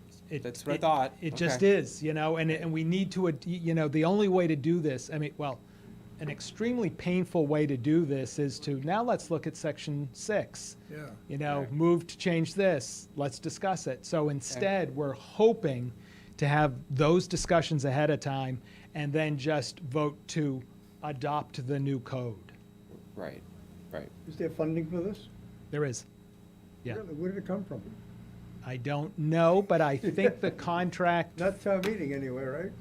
I suspect it did. I think, No, it did a while ago. Yeah. So the assistant town clerk, Anthony Turi, who he left, but he took another job. Good for him. He got the funding for this, so he's the one that's kind of been he was kind of Through a instrumental grant? piece. Through a grant? No, from the town. So we have It was enough It was funding to at finish town meeting, the. Yeah, it was a town- it was a- digitization effort, right? it was a while ago. Well, I'm Town, trying- town government study committee backed that as well, and that was like, it was, the one, So- we were in the middle school, it was really loud and echoey. I'm gonna guess 2 or 3 years ago. That's what I'm 2 saying, years it's ago. fuzzy, That's it's really great. getting back there. So there's yeah. enough funding to finish this project. There is. Correct. Beautiful. Yeah. Yep. There is. All right. And then, one of the nice things is you do get a nice slick web interface. And it's easily searchable too. That's the other. Well, thing. that's the main That's thing. key. Yeah. Yeah. So. That's key to standardize it, standardize the definitions, provide consistency, fix any, I'm sure there's some inconsistencies in there, and to make it searchable, so that we have, Yeah.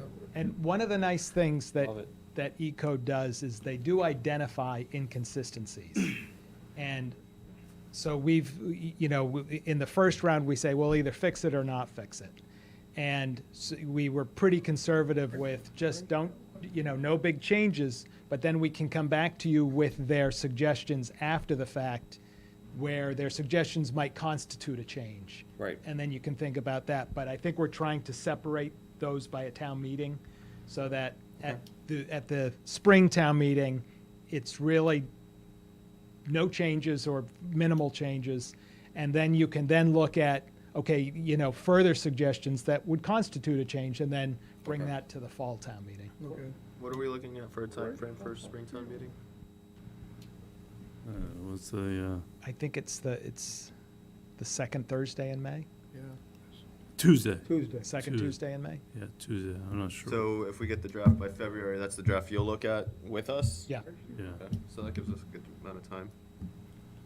yes.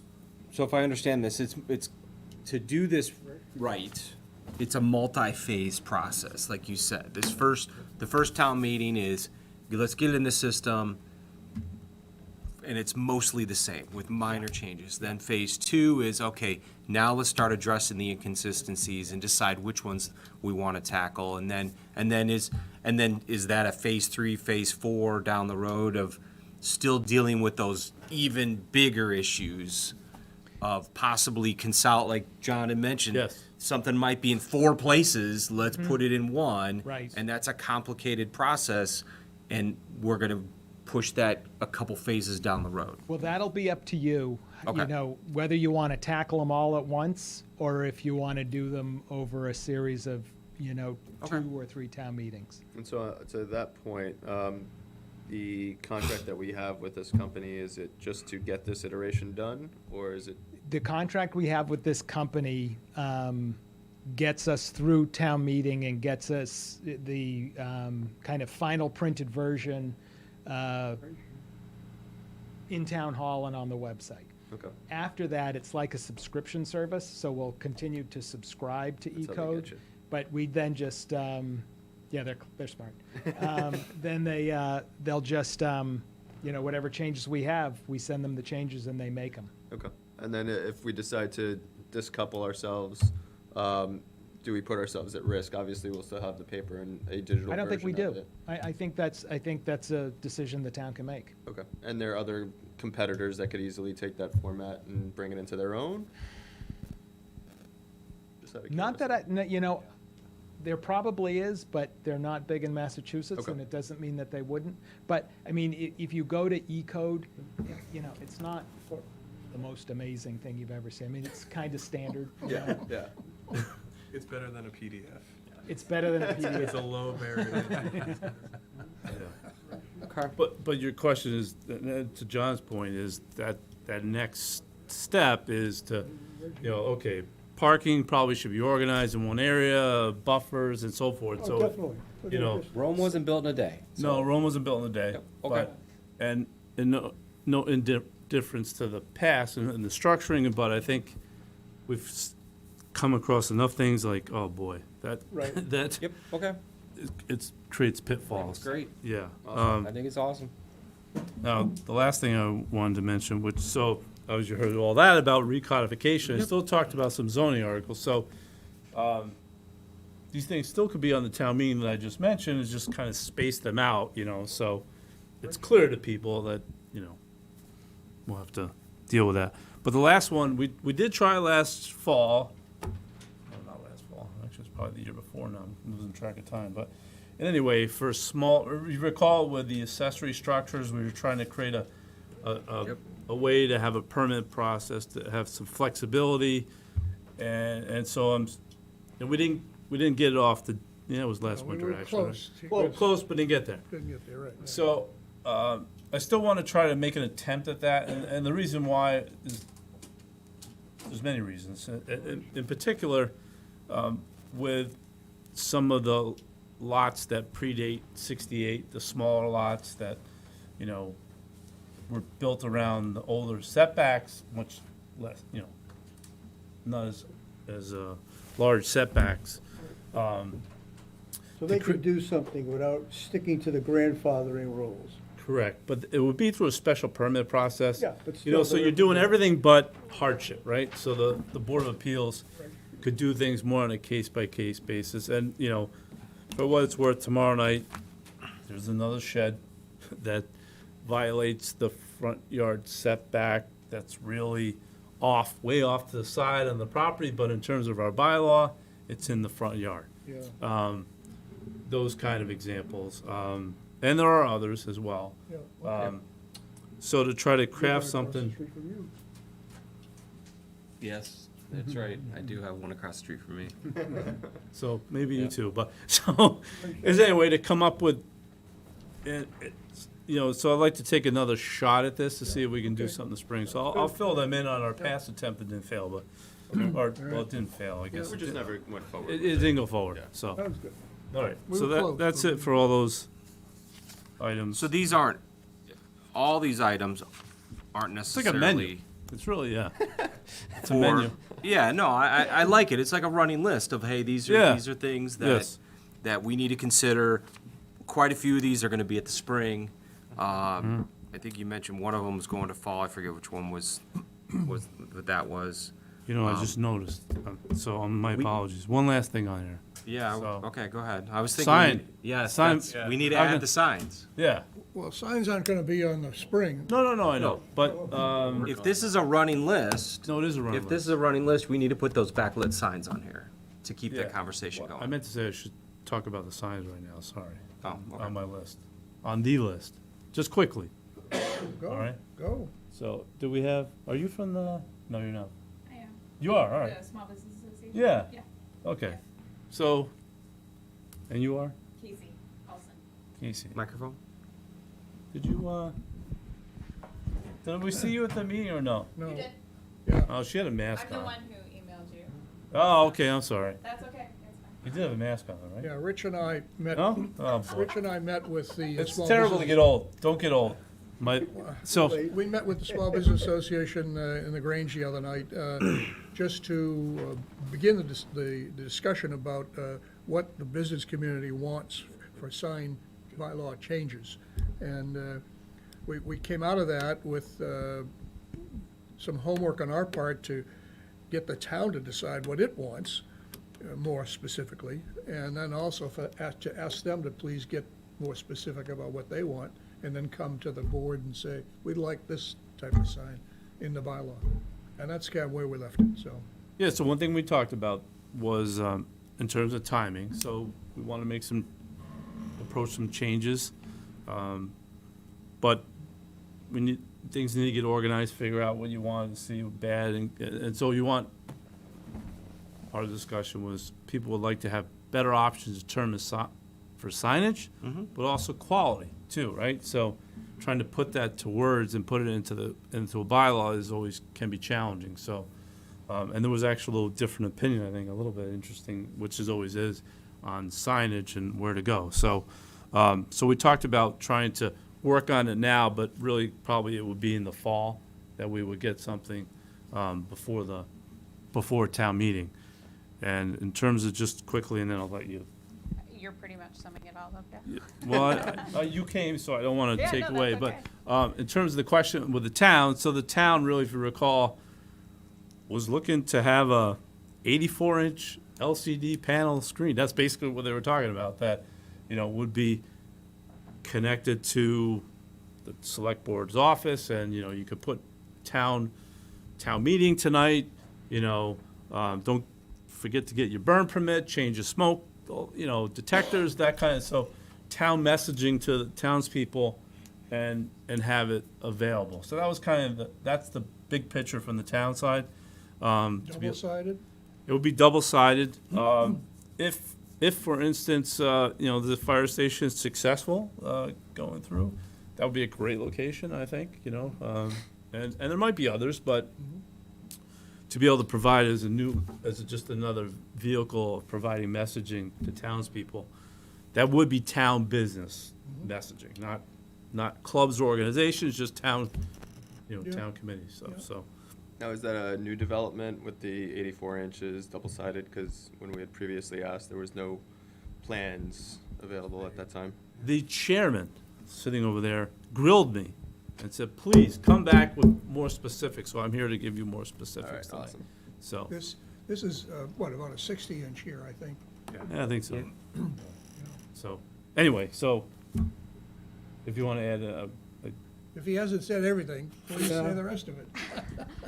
No, I think you pretty much summed it up. We just wanted to get the conversation started, and there are obviously differing opinions, but we also appreciate the town, we appreciate the aesthetic that needs to be maintained, but we feel like there's some common ground that can be found with getting our businesses noticed, but keeping what Norfolk is and, what we all want it to look like. Well, we welcome your input, and we look forward to a recommendation that says we like signs of this type, this nature, this big, and et cetera, et cetera. So the more specific you can get, the easier the conversation will be, I think. Those specifics, we had sort of talked about this, but should we just email? Sure, Like yeah. what's the best way to get that information to you all? You can Sign. Back. Well, no, I kid you not. We talked about, actually, if you see signs that you think is what you would like to see, that are good picture, quality, yeah. take a picture, send it, and whatever that town is, we can kind of And- fish out that information. We're not looking for one type of sign. If you've got 6 types that Yeah, you'd like to yeah. have, Right. Yeah, we entertain that too. yeah. And just to be more specific about some other things that were talked about, and I'm not sure that it happened while you all were there, I guess, are also marketing signs, small signs like sandwich boards and things of that nature, which I guess are not allowed in certain areas of the town or whatever. Those are also things that were brought forward by other businesses in town that would like the ability to do something like that as well. Just take pictures of things that we Sure, see and yeah. and that's, okay, No, all right. definitely. And whatever detail you can provide, like this picture was taken at, this shop in this town. Okay. Yeah. And we just briefly touched on, processes in terms of, a permit process, and so anyway, we'll get into that too, so, as well as we go Yeah, we forward. touched on the process of how all this gets approved, what steps are necessary in order to take ultimately to town meeting and change the bylaw to incorporate their desires for this type of sign, that type of sign. Yeah, to Chris's previous point, it can't be vague, right? Yeah. Push back, but we've proven with various bylaws in the last 2 town meetings that when presented cohesively and explained well, Yeah. the town's usually willing to go with it. Yeah. And get out to vote, right? So I said, you need to get people to know to come to the. I think Chicken and egg problem. Equity is a huge thing. I think a big reason why it didn't pass at that town meeting was because it wasn't an equitable revision that was being proposed. It was. I think it was favorable also just for the rushed. town. I mean, it was rushed and it wasn't, and it would just, the word hadn't gotten out about what the intent was. It was just Yeah. too short of a time frame. I think it would also help if the town had any pictures that they've seen from other towns, so we're asking the small businesses to provide Yeah. details. I think Blythe had mentioned, where she lives, they have a sign in her town, so maybe a picture of that would be helpful. Rich, didn't you send one?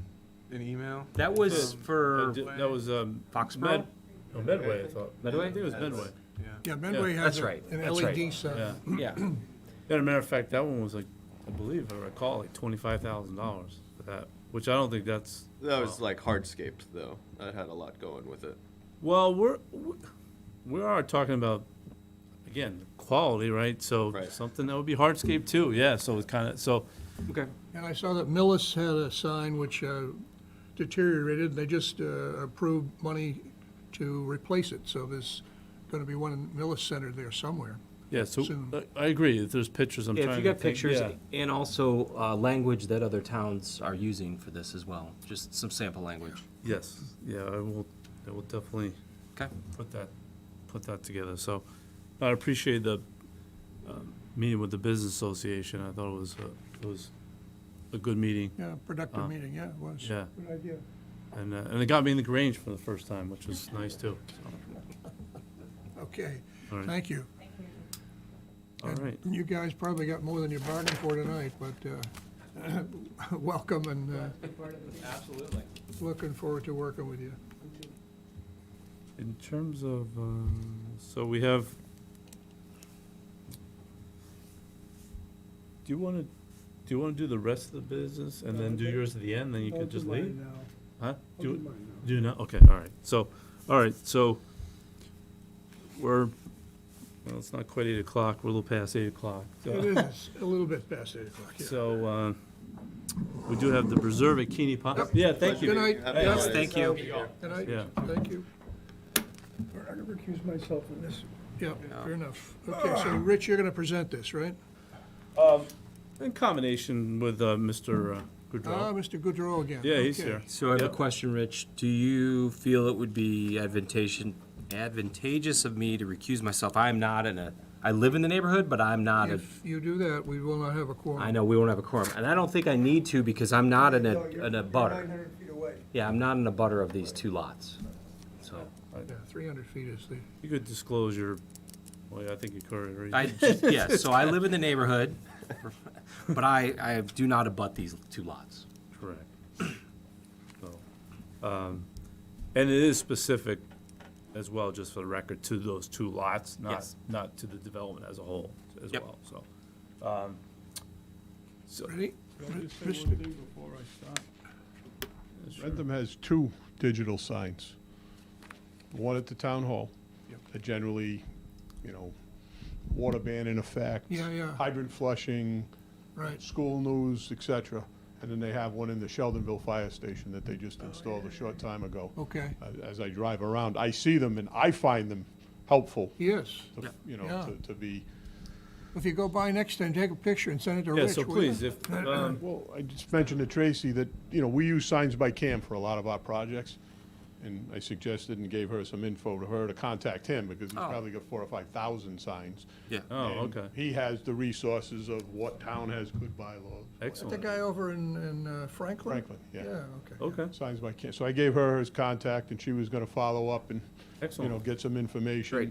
I'm not a sign expert, but he Yep. does a great job. He's always, we've had a lot of success with signs and Yep. he did Mr. Gentiles, even though he made it too tall, but that's another matter. But anyway. Okay, so here we go. So here we go. So, here on behalf of the applicant, the Preserve Phase 2 LLC. So, basically, there are two lots located on Wrights Farm Road, Lot 14 and 34, that had existing drainage and access easements associated with them.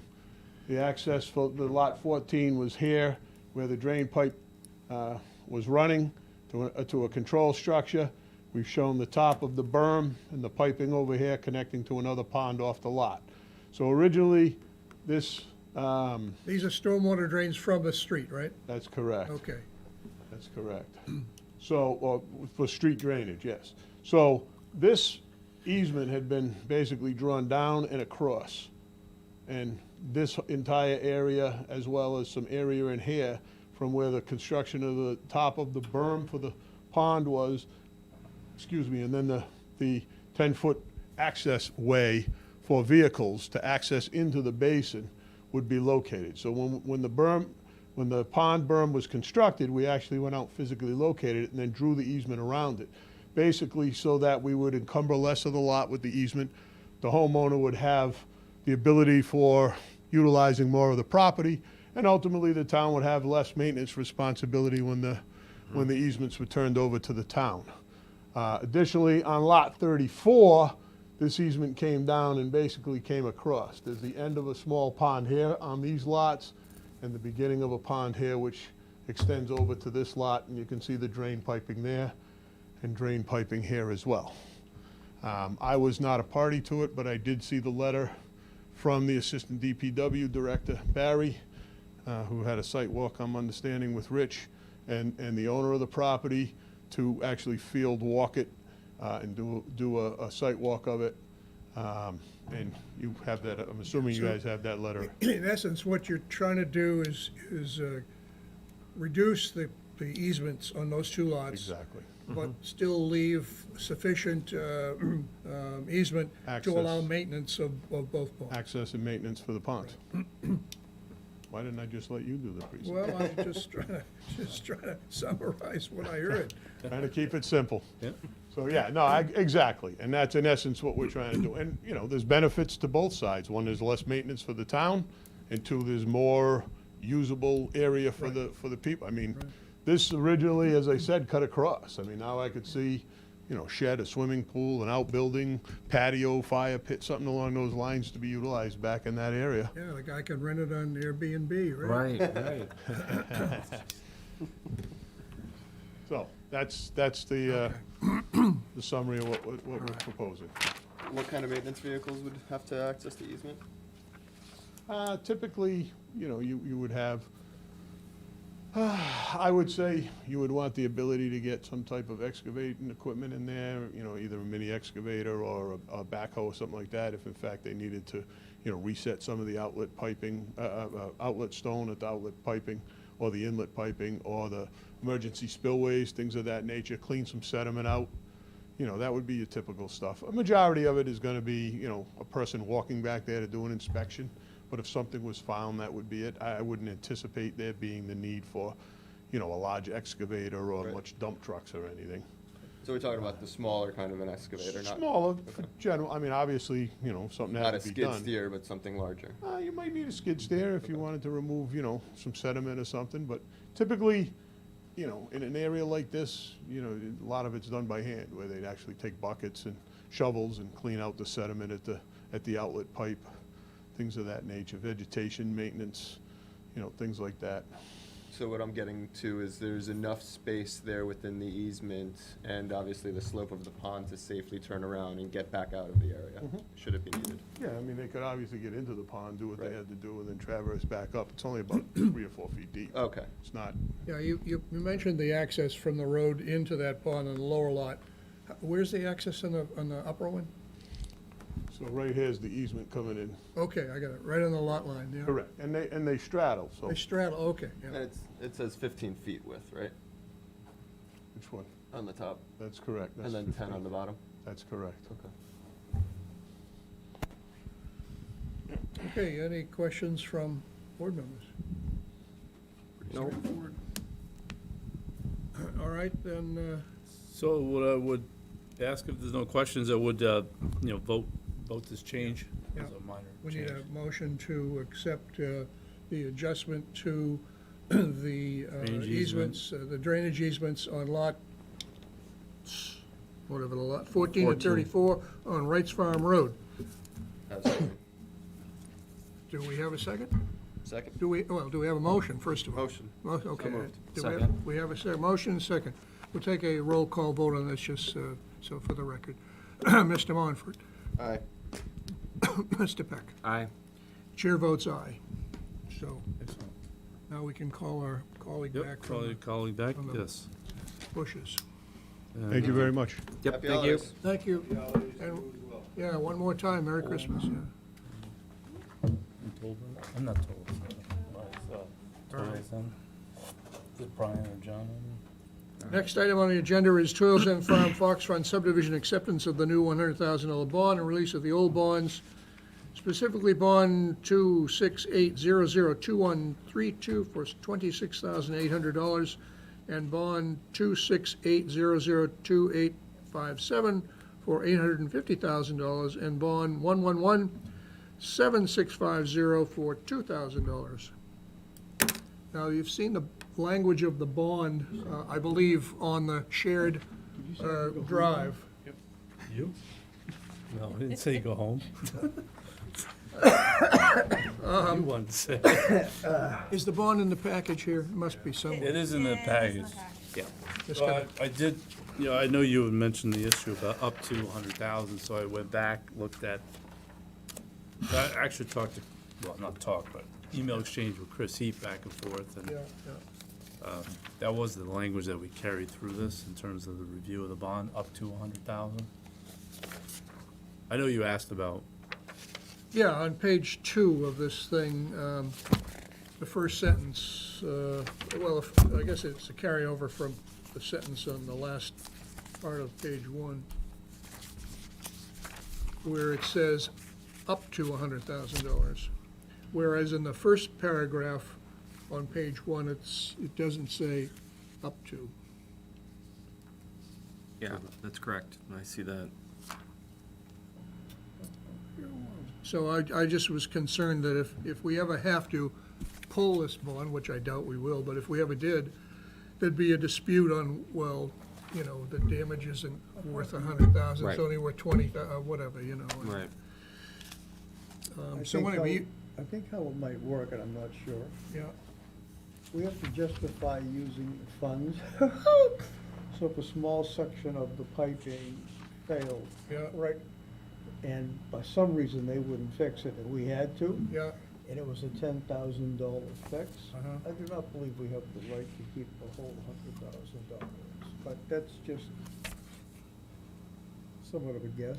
yeah, okay, well, That'd be my understanding as well. How do you justify it? Town's not supposed to make punitive damages on fixing something. in case of these guys, I'd love to, but, Well, Rich, what step were you gonna take, Rich? You were gonna bounce this off somebody? Well, I did in terms of town council. I mean, These two gentlemen? yeah, the one that was on the right. Okay, and what did he Chrissy. say? That was consistent with our review of this bond language all the way through, in Yeah, terms so, of up to. so what? Well, I mean, consistent, but in terms of the draft containing the up to portion, John may be right, and that may be why the up to, well, I think that's, well, two parts. One is the way we drafted the language, they're gonna have, if once they video it again, they wanna make an attempt to try to fix it without us coming in first, too. That was the other thing. They don't want it, they don't want Yeah, us. yeah, yeah. So,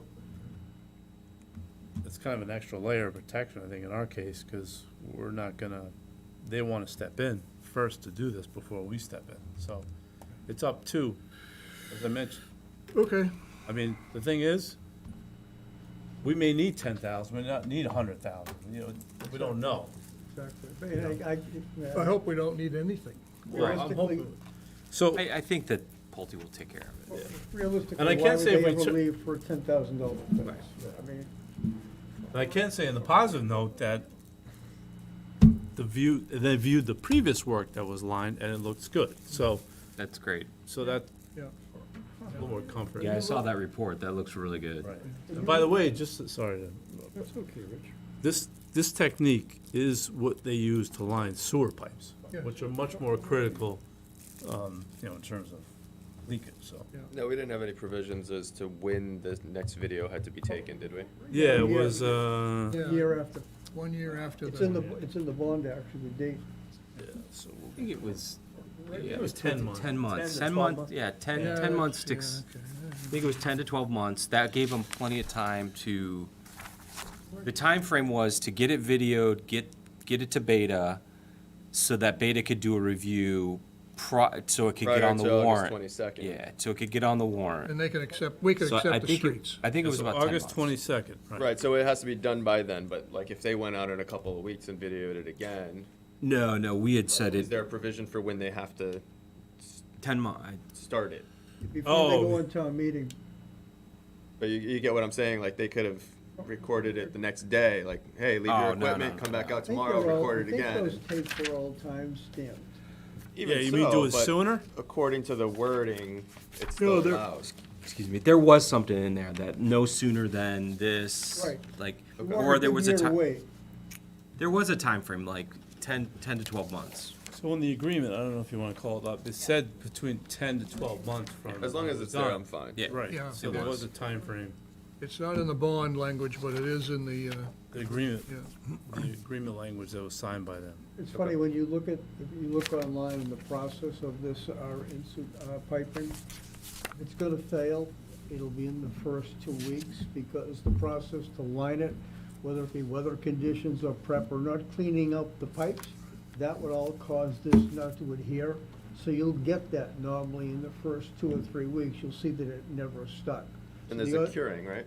Right, Yeah. so the odds are if it adhered and the first tape after that showed it all sticking, then the odds are it's gonna be like that for whenever, Yeah. certainly longer than a year. That's a good point.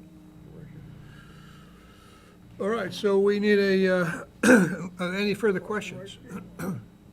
No?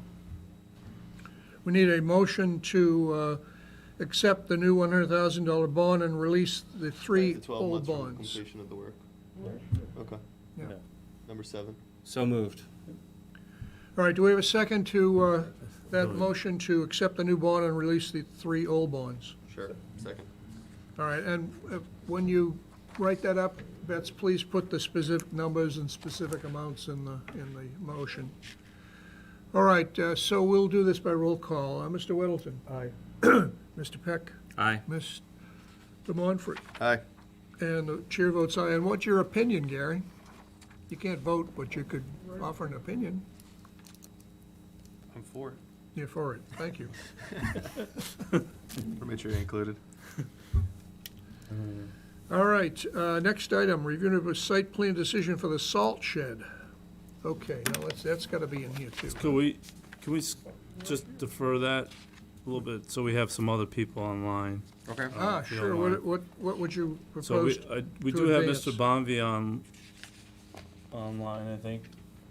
For Yeah, for Frederickson Road? Frederickson. So we Sure. delivered the Okay. acceptance plans today. So we'll, actually, they're in front of you To be signed? to sign, Yeah. and then, well, in turn, I'll provide them to the select board, to the town administrator's office, to have the select board sign them, and then in turn, I'll get it to town council to have those recorded with the vote of town meeting and the language, or the deed, excuse me. Right. Put that all on record in the registry of deeds, and then done.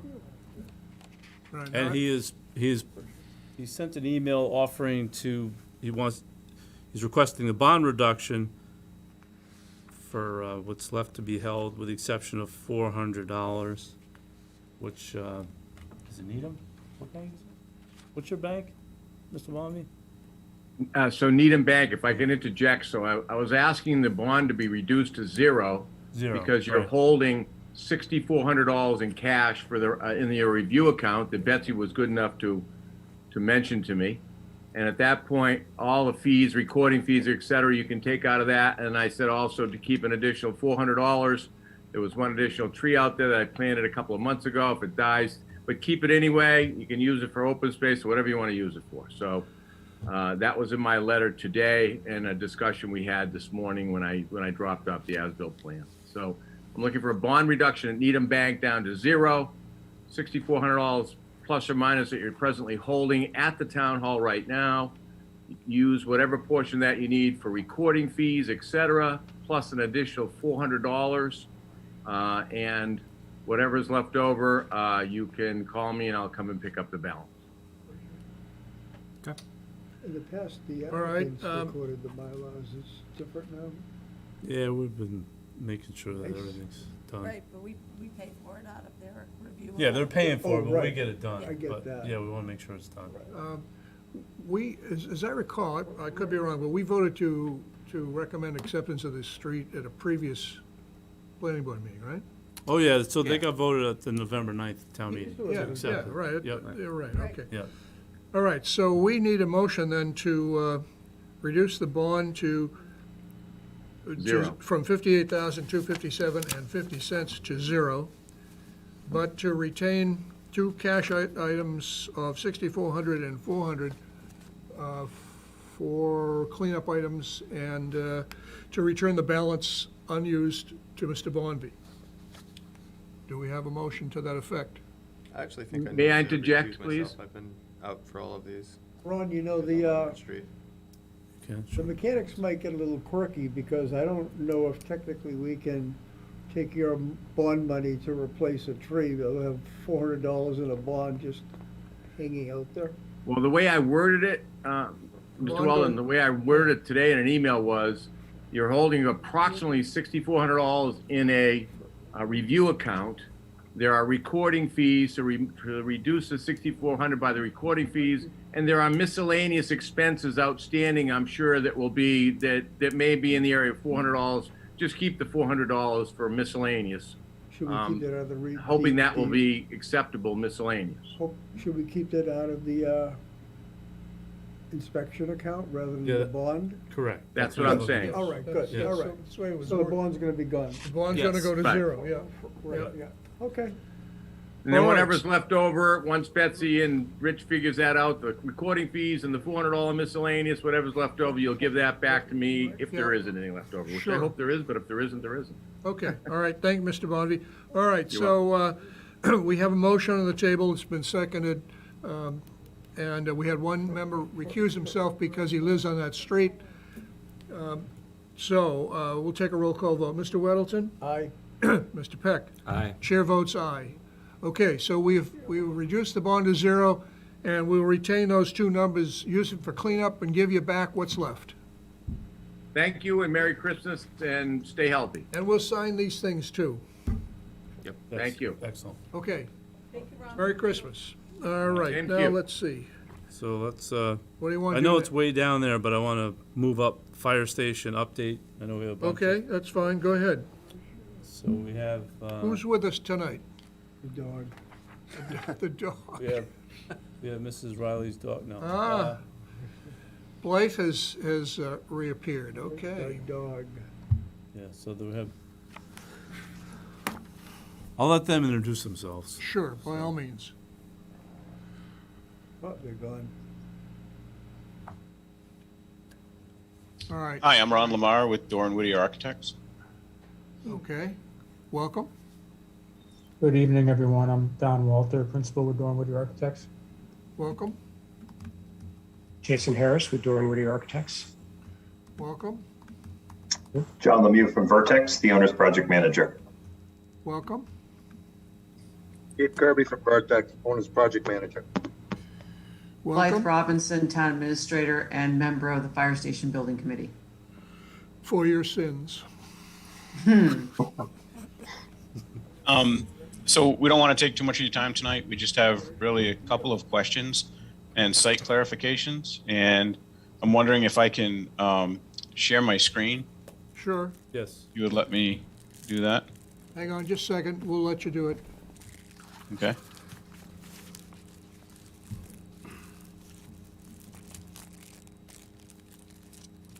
All right, Ron, you should be all set. Okay.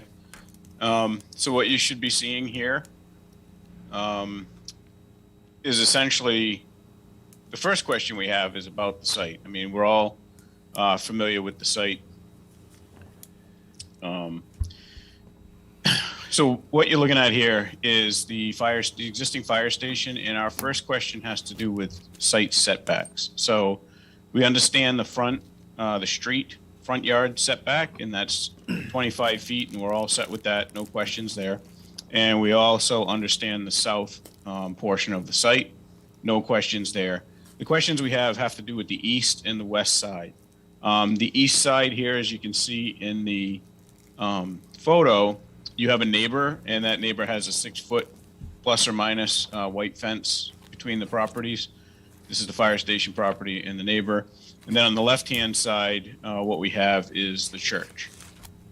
So looking at it from a plan perspective, you'll see that this gray area up against the eastern property line, which is the residential property, that's where the existing parking is.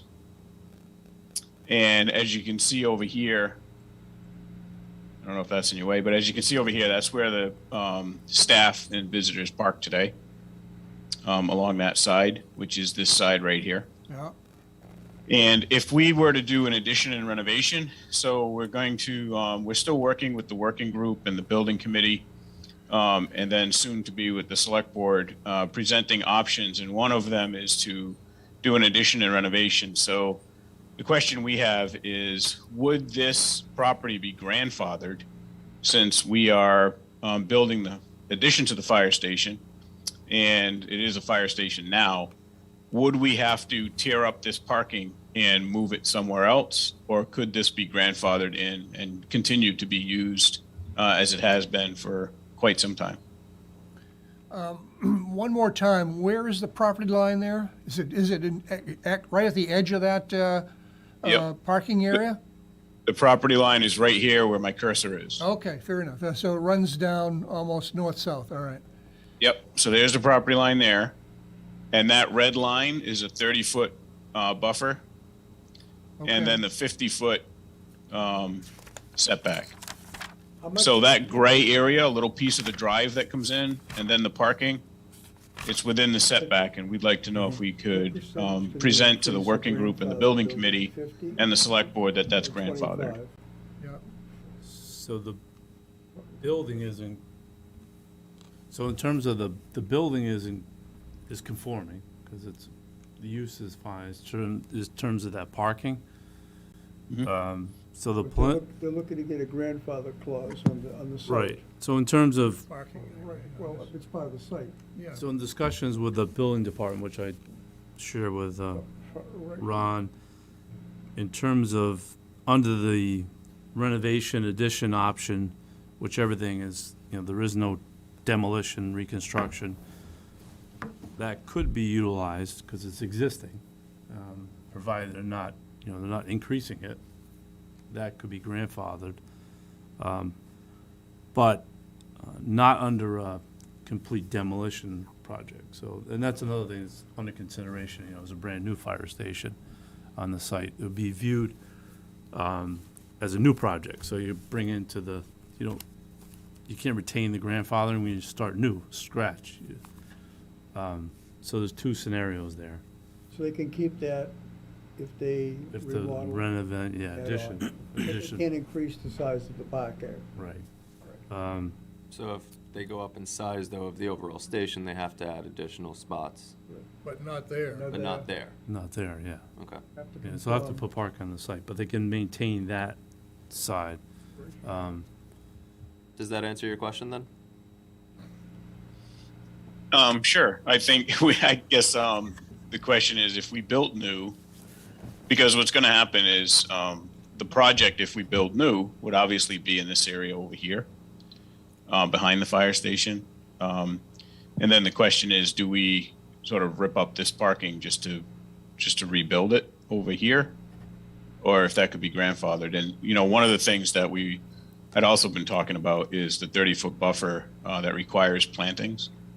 And I guess, I'd like to either present to the building committee that it's not an option, that can't be grandfathered if it's a new building, or, maybe it could be grandfathered with some kind of concession, such as building a fence along with the plantings or something along those lines. This is, it's not so much it's basically comes down to cost and the fact that the site is so tight to begin with.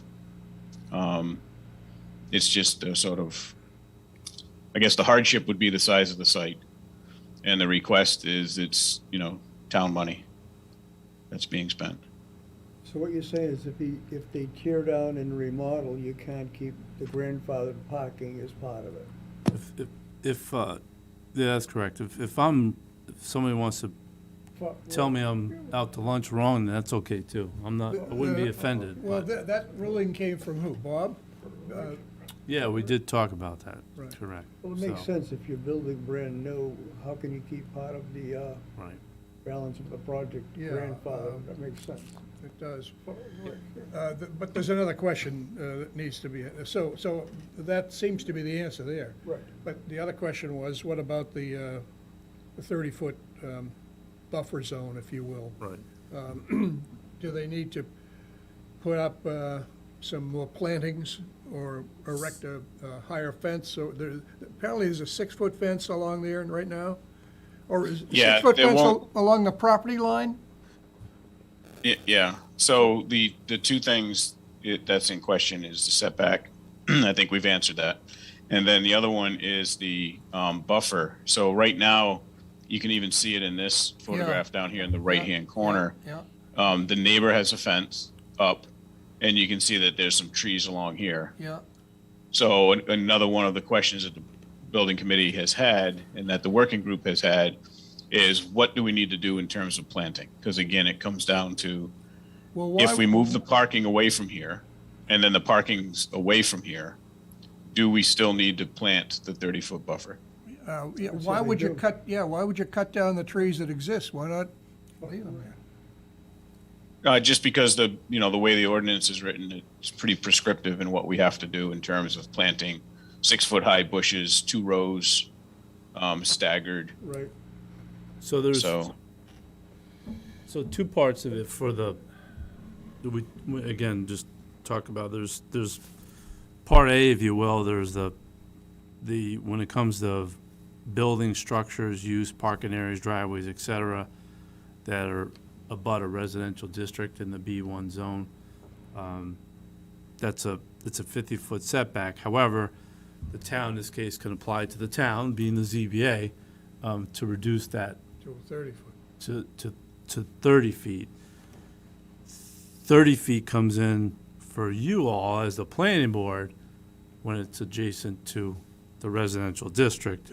And it prescribes, how it's to be designed. I mean, you can use existing plantings to supplement it, but the minimum or the least amount of width of it is 30 feet, because it's prescribed in there. Right. So, I personally, I could live with a 30-foot buffer. I could also live with the existing plantings that are there. I don't need them to tear them out and replace them. That doesn't make it. Supplement them. Huh? no, correct. Yeah, you don't have to take, Supplement it's supplemented, correct. Yeah, Like how you can see the gap now, you would just fill that in. Right. okay. Okay, so we understand that as we would leave the trees that are there and just supplement that, and maybe, like, at some point, we could just, when we do present to the planning board, we can present a couple of options in terms of how we would supplement it. yeah, Yep. yeah, Okay. that's fine. So the next question is down here on the western edge of the property. This, and my cursor's going down the property line that's shared with the church property and the fire station. And you can see that line that runs across here pretty much runs right down here. So the parking for the church is right up against the property line.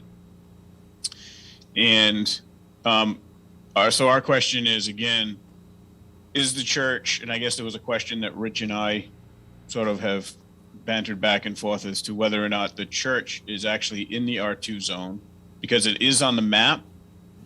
But then if you go to the property cards, it's not. And in fact, the property card still has the fire station as a residential property. So our question was, do we have to abide by the 30-foot buffer and the 50-foot setback against the church property, which right now on the zoning map says it's R2, it's residential 2?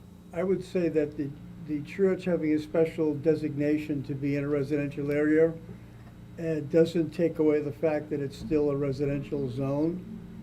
My question is, the church is putting parking in that same green belt area abutting another residential zone, which it seems to me that they really shouldn't have paved that area.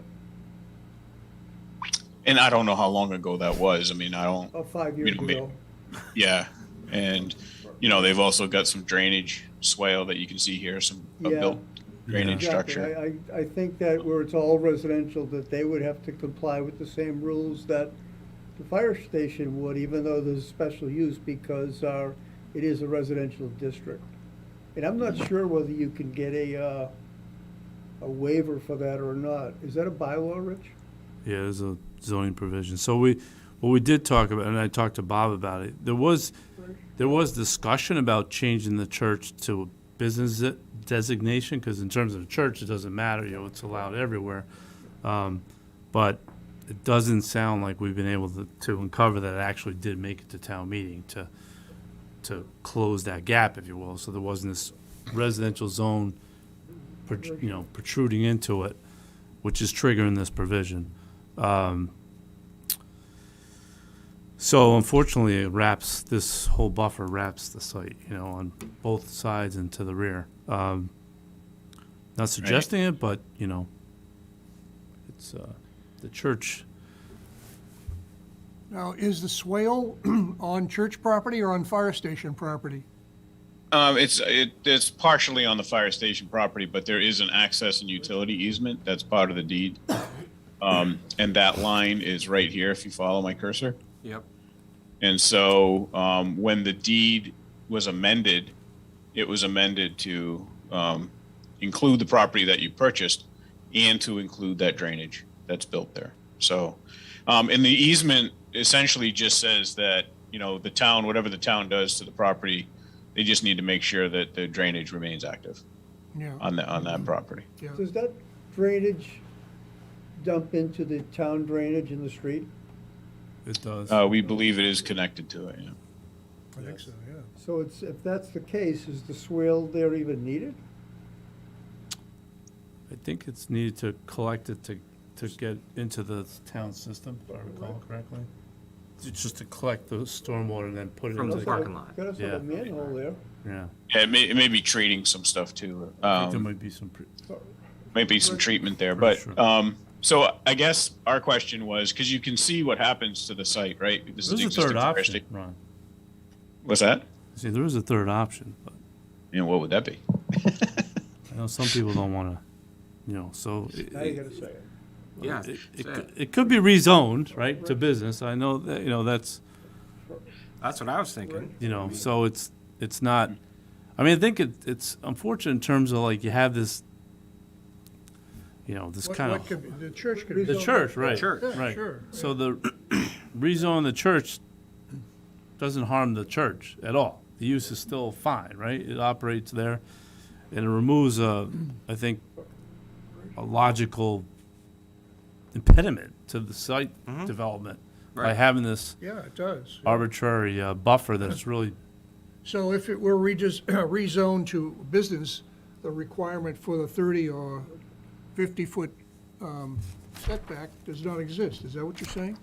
That's correct, they go away. They go yes, on. it goes away. By it goes away. making the church a business zone, Yeah. would that make them not in compliance with business zone regulations as far as setbacks and all that? Who, the church? Yeah. Right now, they sit on the sidewalk. In the Well- business zone, the setback has to be 18 or, at the You time, could- they're 18, 20 feet. So really, could you be creating a non-conforming by making that a business zone? They're not conforming now, though. Yeah, no more than it is now. Because the residential setback's even further. Yeah, but I think this is a little different because you're actually changing the zone with a structure already there in the business district.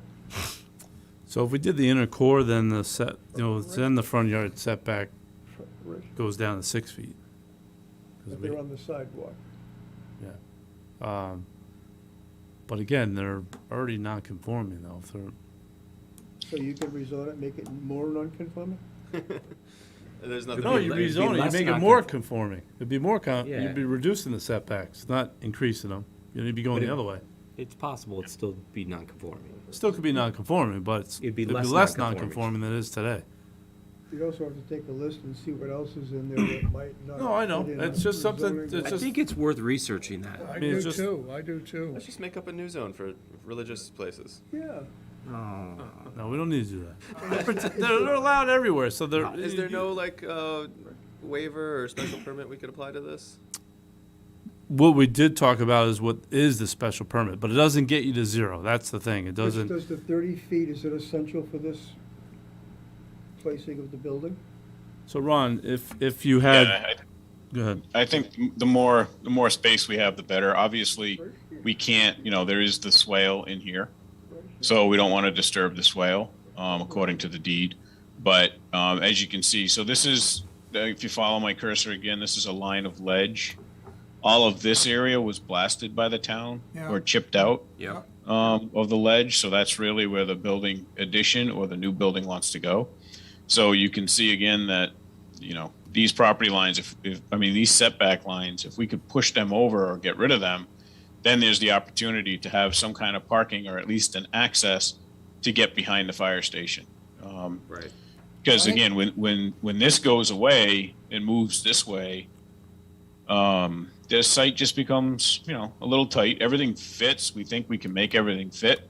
It's just going to fit a lot better, and we may even be able to get a better access in and out of the site if we were relieved from the setbacks on the western side of the property. Yeah, I think Chad's point is right, that we need to research, can we change the zoning for the church? Because I think you ought to have full latitude out to the property line on that side, on the west side.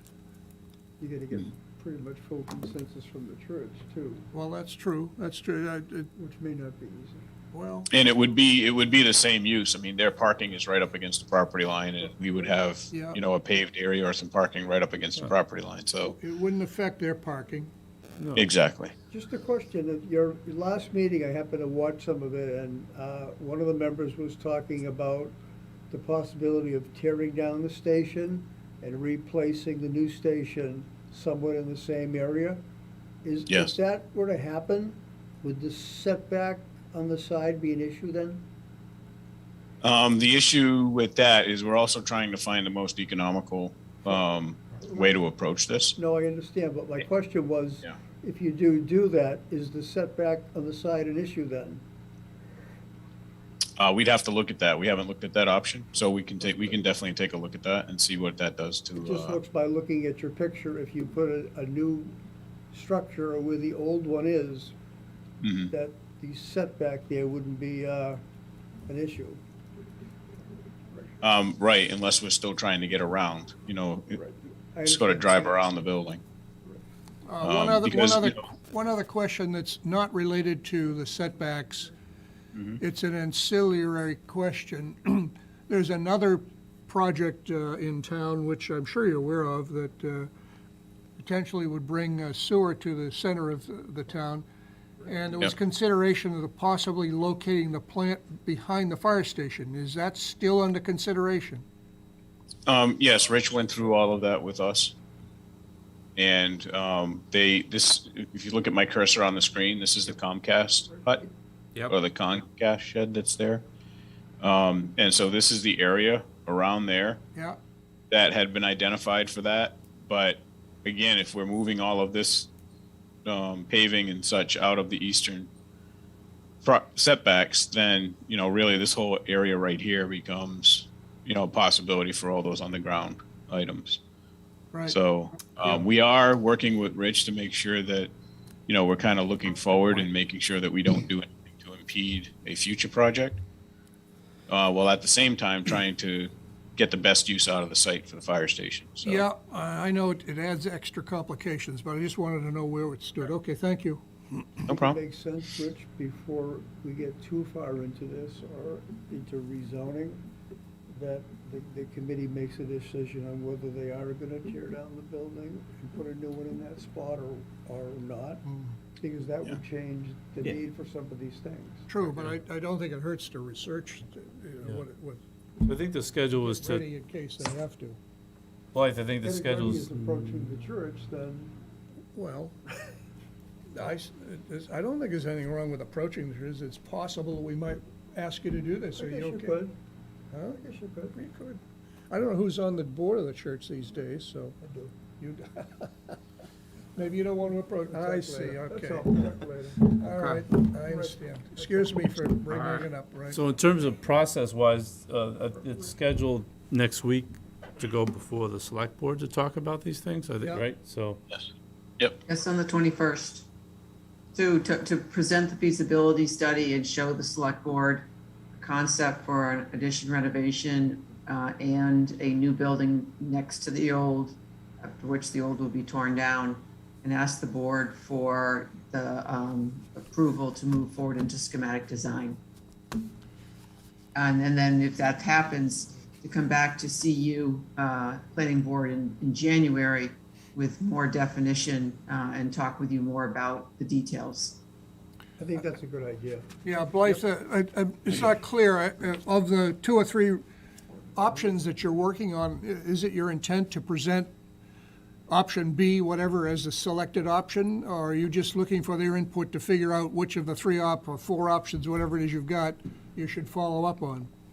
The Fire Station Building Committee meets tomorrow night to finalize that, but early indications are that we're going to recommend a new building to replace the old, as we've been talking about tonight, for a variety of reasons. Okay, thank you.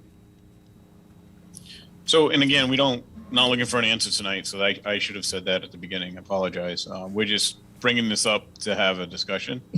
And so I can talk a little bit more sort of intelligently about what we should be planning for, like worst case, best case, when we talk to the committee tomorrow.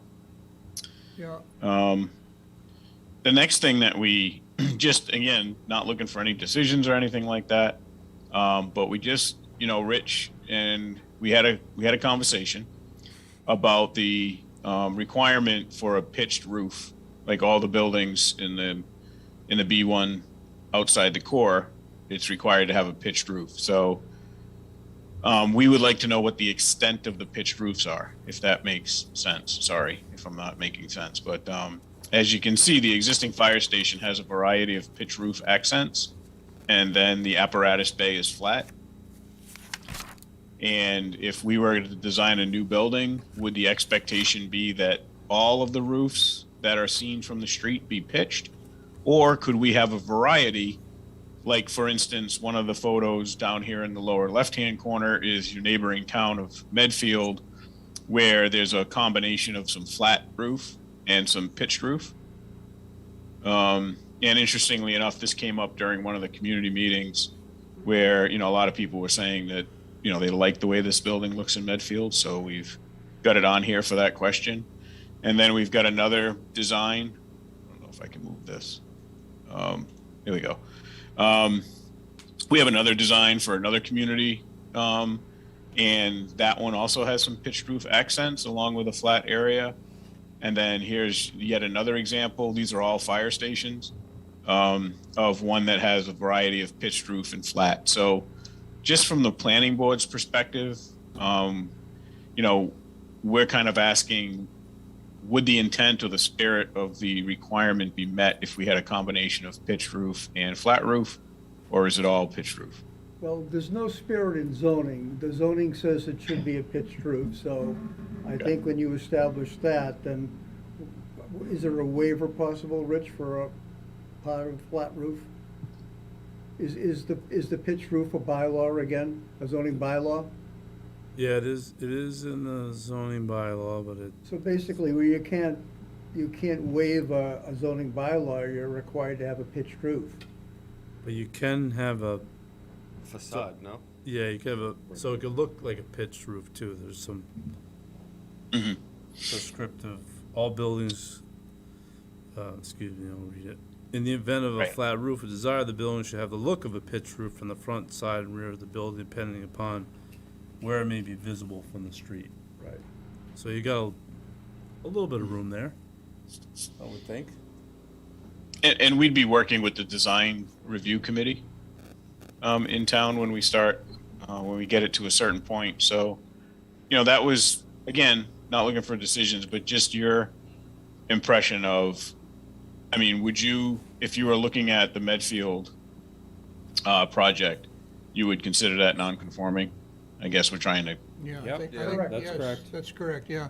Well, I think- we wouldn't, the bylaw. Yeah, the bylaw would. We probably would look more to the one in the lower right, which is two buildings with pitch roof and something in the back there that could be made to look like a pitch roof.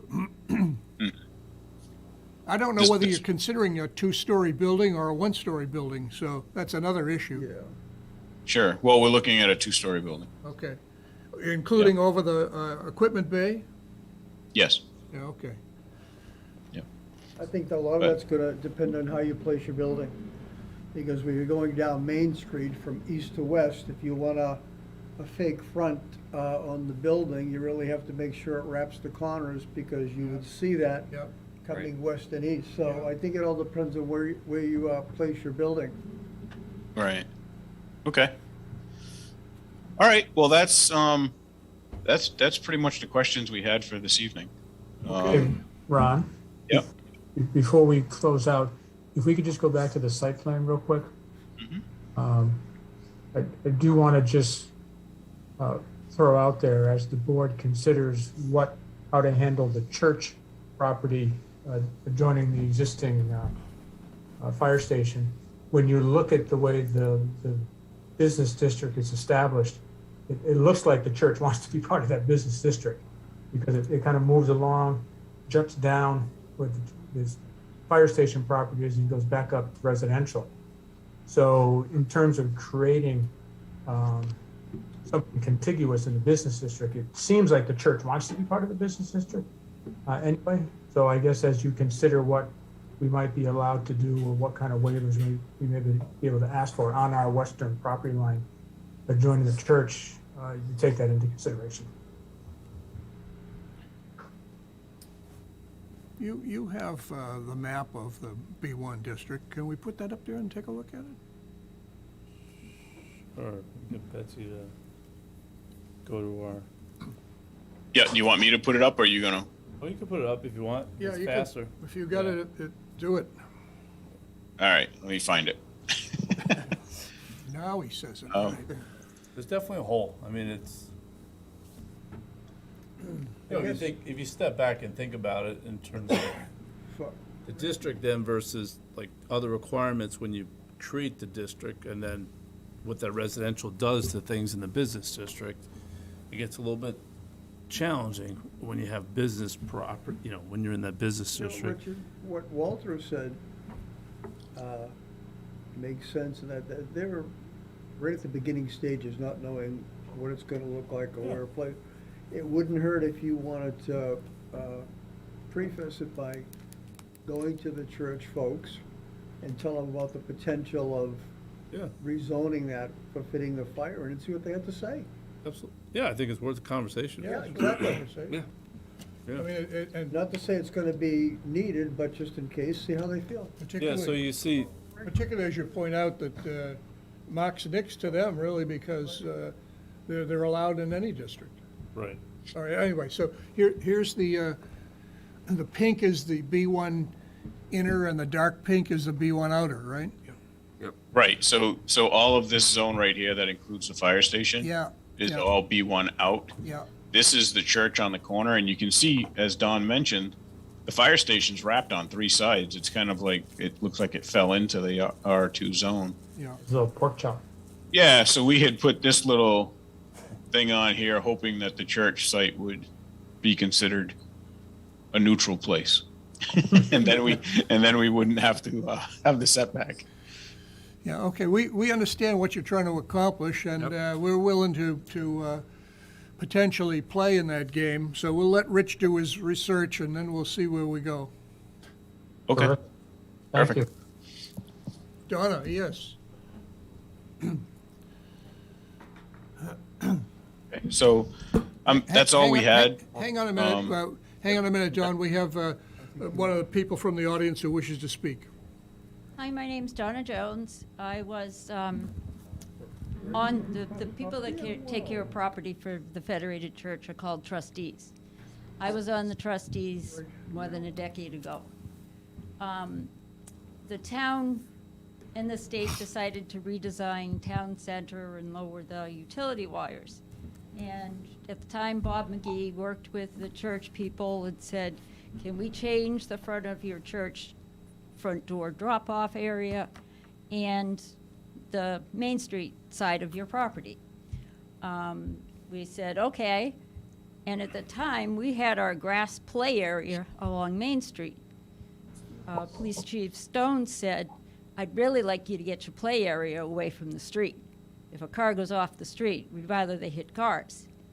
So the church moved the parking towards the street and the play area mid-property.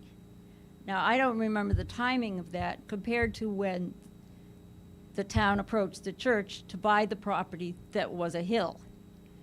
So when I heard tonight, well, why did the church pave up to the boundary? I remember, well, there was a hill there.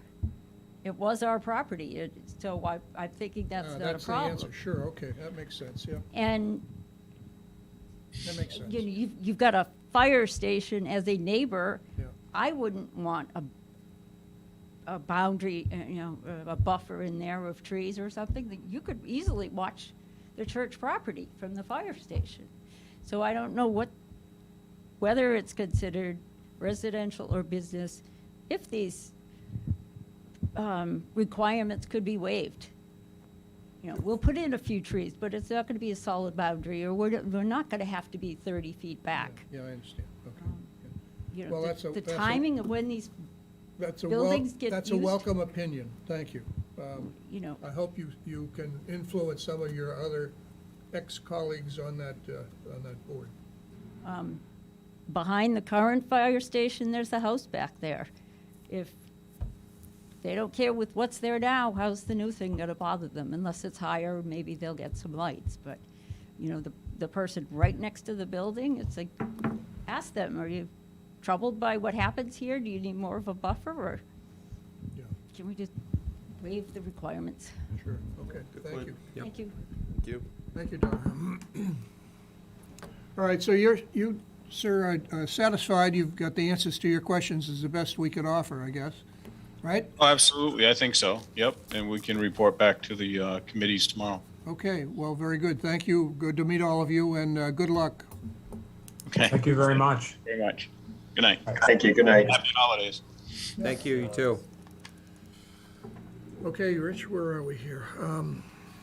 Fire station, we did that. I But think I think everybody saw the decision for the salt shed. I think it was in order, if I recall. Yeah.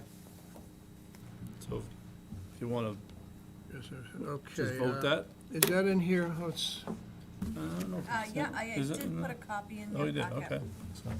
so let me just take a quick look at that. Here's,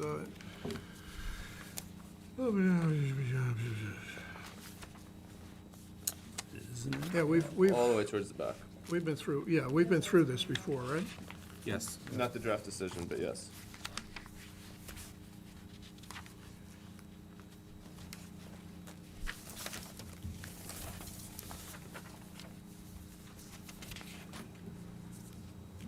Want to get you out of here by 10.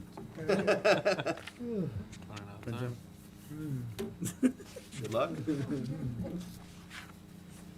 Is there any, have everybody had a chance to skim this and? I had previously read it. I did. It looked fine. All right, okay, I reviewed it today. very good. Okay, so, we need a motion to approve this site plan special permit application decision 2021-05 for the Department of Public Works salt shed at 33 Medway Branch. So moved. Do we have a second? Second. And we'll take a roll call vote. Mr. Weddleton? Aye. Mr. Peck? Aye. Mr. Monfort? Aye. Chair votes aye. And Gary's opinion is? Aye. He's, there we go. Okay. Excellent. Okay. Meeting minutes? Now, we need to, before we leave, on a different point, but we need to Yep. sign this thing before Yep. we get out I've of got here. it ready. And we also need to sign this decision. I was Right. pointing at the drawings. We got Mylars to sign and the salt There- shed. there we go, paper. right. Yep. Yeah, okay, meeting minutes. Motion to review and approve the meeting minutes from the November 8th, 2021 meeting. I have one question. If I can find the darn things in the, Based on Very last the updates you asked for. document in your packet. very last document in the packet, okay? Yeah, I got it. Many. As soon as you lose, Gary. In the, on page 2, appointments, next to last sentence in the first paragraph, Mr. Burke is before you informally to see if you would entertain waivers in order to proceed. How did we respond to that? Do you remember that, Betsy? I had asked that So question. I added a sentence at the very last, the board agreed that the subdivision review process would be the appropriate way to review the proposed project, entertain waivers, and issue conditions of approval. Thank you, I'm Excellent. satisfied. Good, thank you. Okay, so you made a motion to approve the minutes. Do we have a second? Second. All in favor, say aye. Aye. I wrote it. Okay. This is the document minutes. that, Because I missed that yeah, one you meeting missed that I that one saw, meeting, yeah. so those two, I the 33 Medway As we're Branch. multitasking here, Yep. no, that's fine, yeah, Am I that's okay? good. No, that's good. So I'll have you open sign meeting. both of these. Yeah, at just once. a reminder, Thursday, Thursday night, 7 PM, Yep. Zoom, virtually, Yep, yep. from your It's a from your home. 1 hour meeting. It look, I think that's what it was scheduled for, right? Yeah, Yeah, looks good. yeah. Okay. So, I don't have anything to give you ahead of time. There'll be slides from town council during the presentation. these Then we'll get it fellas? to you. Yeah, Yes. yep. The fellow with the beard, Tom Harrington. Yep, okay. Thanks, John. Then quickly, in terms of my updates, we already tackled the fire station, the town center wastewater grant. I met with the Conservation Commission last week. And they agreed to, through a licensing process, allow the town to do some testing on the parcel that's behind the Freeman Kennedy School. Depending upon the results of that, if it's suitable for a leach field, then it would have to go through a swapping process for, for whatever area they need to be utilized for the wastewater treatment plant, we'd have to swap non-conservation for conservation. Have to go to town, need conservation approval, town meeting approval, state legislature. So before we got that far along, we wanted, they're allowed to do some testing to see if it even makes sense. If it doesn't make sense, then it's not. And they're willing to do that. Correct, yes, so. It's all about the testing. Yep, that's the long and short of it. In terms of Southwood Hospital update, we did, and I'll get it in greater detail for January, but we did receive the planning grant through the Executive Office of Environmental Affairs to, the planning grant is focused around multifamily housing.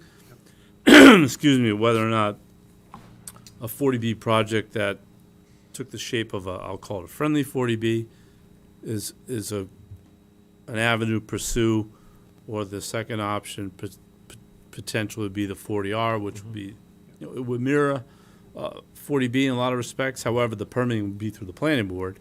It wouldn't be through the zoning board of appeals. Would require the town meeting adopting the 40R district and then design guidelines. And we get money.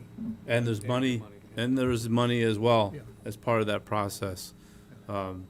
Creating the district, and then anything that develops out of it from a dwelling unit, there's a $3,000 incentive payment, everything that comes in, as well as there is a buffer against educational costs through the 40R process. So in terms of, you do a financial analysis, take all the revenue collected tax-wise, excise tax, et cetera, you got a delta.